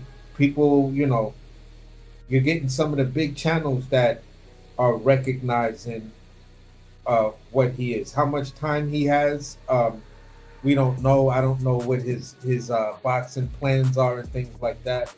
But he could definitely be the guy that brings boxing back to Brooklyn. We thought it was going to be Zab. We thought it was going to be a couple of other fighters that was coming out, but they really didn't do it. Like Mark Breland, that's another fighter I should have actually looked up too.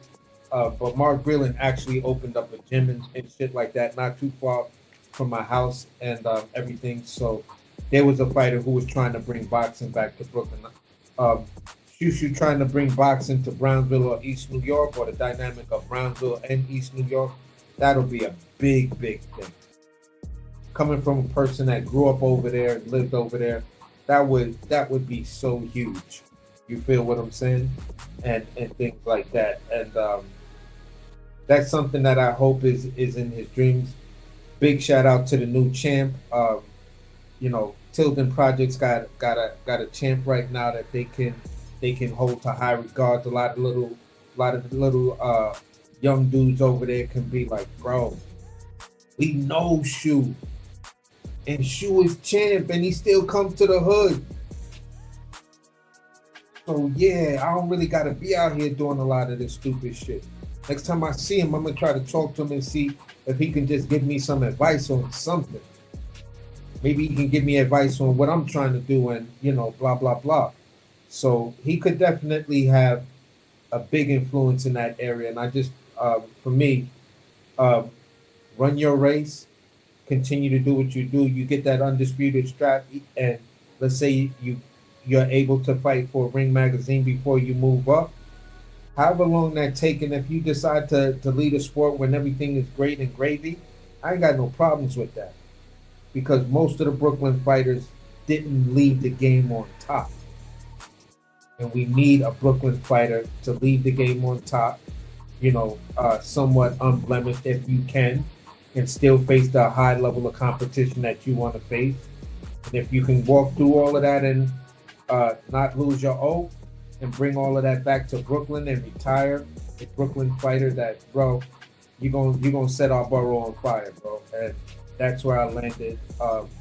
Great spotlight on the young champ, and hopefully, he'll get some of the fights that we was talking about, and we could really start to big him up.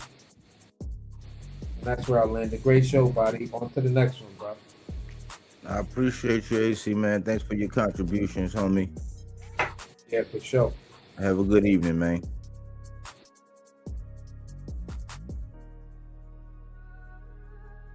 But yeah, man, I was trying to tell AC, man, I was like, man, y'all got two of them now.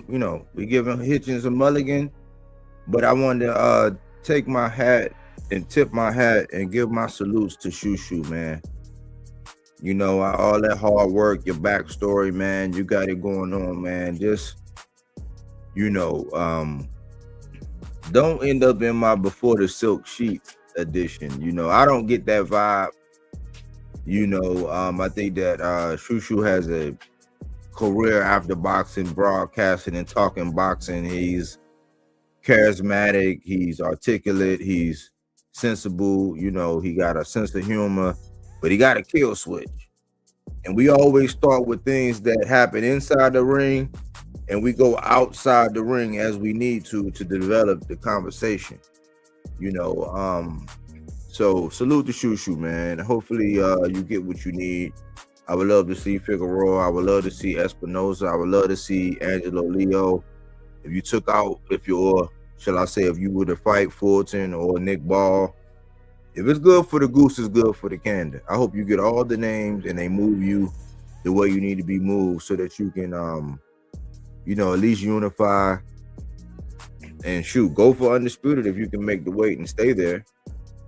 You know, but I just, you know, I wanted to take time because it is important to put a stake in the ground for our U.S. born, getting it out the mud type fighters who take the stairs, not the elevator. I talk about this all the time, like the guys who don't get the boost, the guys who the media, even if you part of top rank, like Brian Norman, they wasn't singing his glowing praises. He had to go against all odds and go crank Santillion in his own backyard to get on. We got to put stakes in the ground for these guys. We got to speak up for those Shakis. We got to speak up for the Shu-Shus. The Jahad Tucker getting ready, man. That's a bad dude, man. That's a bad dude, man. And we gotta speak to it. We gotta get off the beaten path. We got our favorites, you know what I'm saying? We do, you know, but it's good to highlight these guys because these are the future. These are the current. Bump the future. These are the current. And these are the guys that's moving the way we want them to move. That's going to prolong the vitality of the sport. We talk about that a lot. I had a good time talking boxing tonight, man. I appreciate everybody who came through. Salute to everybody who came through, you know what I'm saying, and showed some love to the channel and commented and liked the videos and subscribe.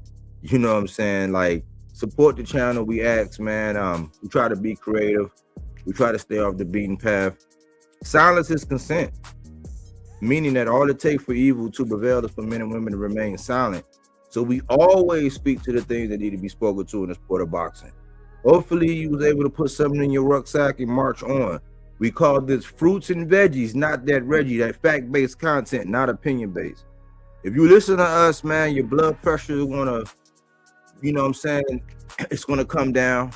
You're gonna start enjoying, you're gonna be able to see those jabs, you're gonna be able to see, you know, those punches coming from a mile away. You're gonna be able to weave and dip, you know what I'm saying, and slide and rip to the body, you know, because we're gonna prepare you and we're gonna arm you with the truth so that you won't get caught up and spend endless hours debating stuff that's not even debatable. That's what it is, man. Probably be live. We'll be going live. I'll be putting out a couple more shorts, and I got a post, man, for a magazine that I'm starting. Go back and like that magazine. And if you can, man, again, support the channel. Super chat, Cash App.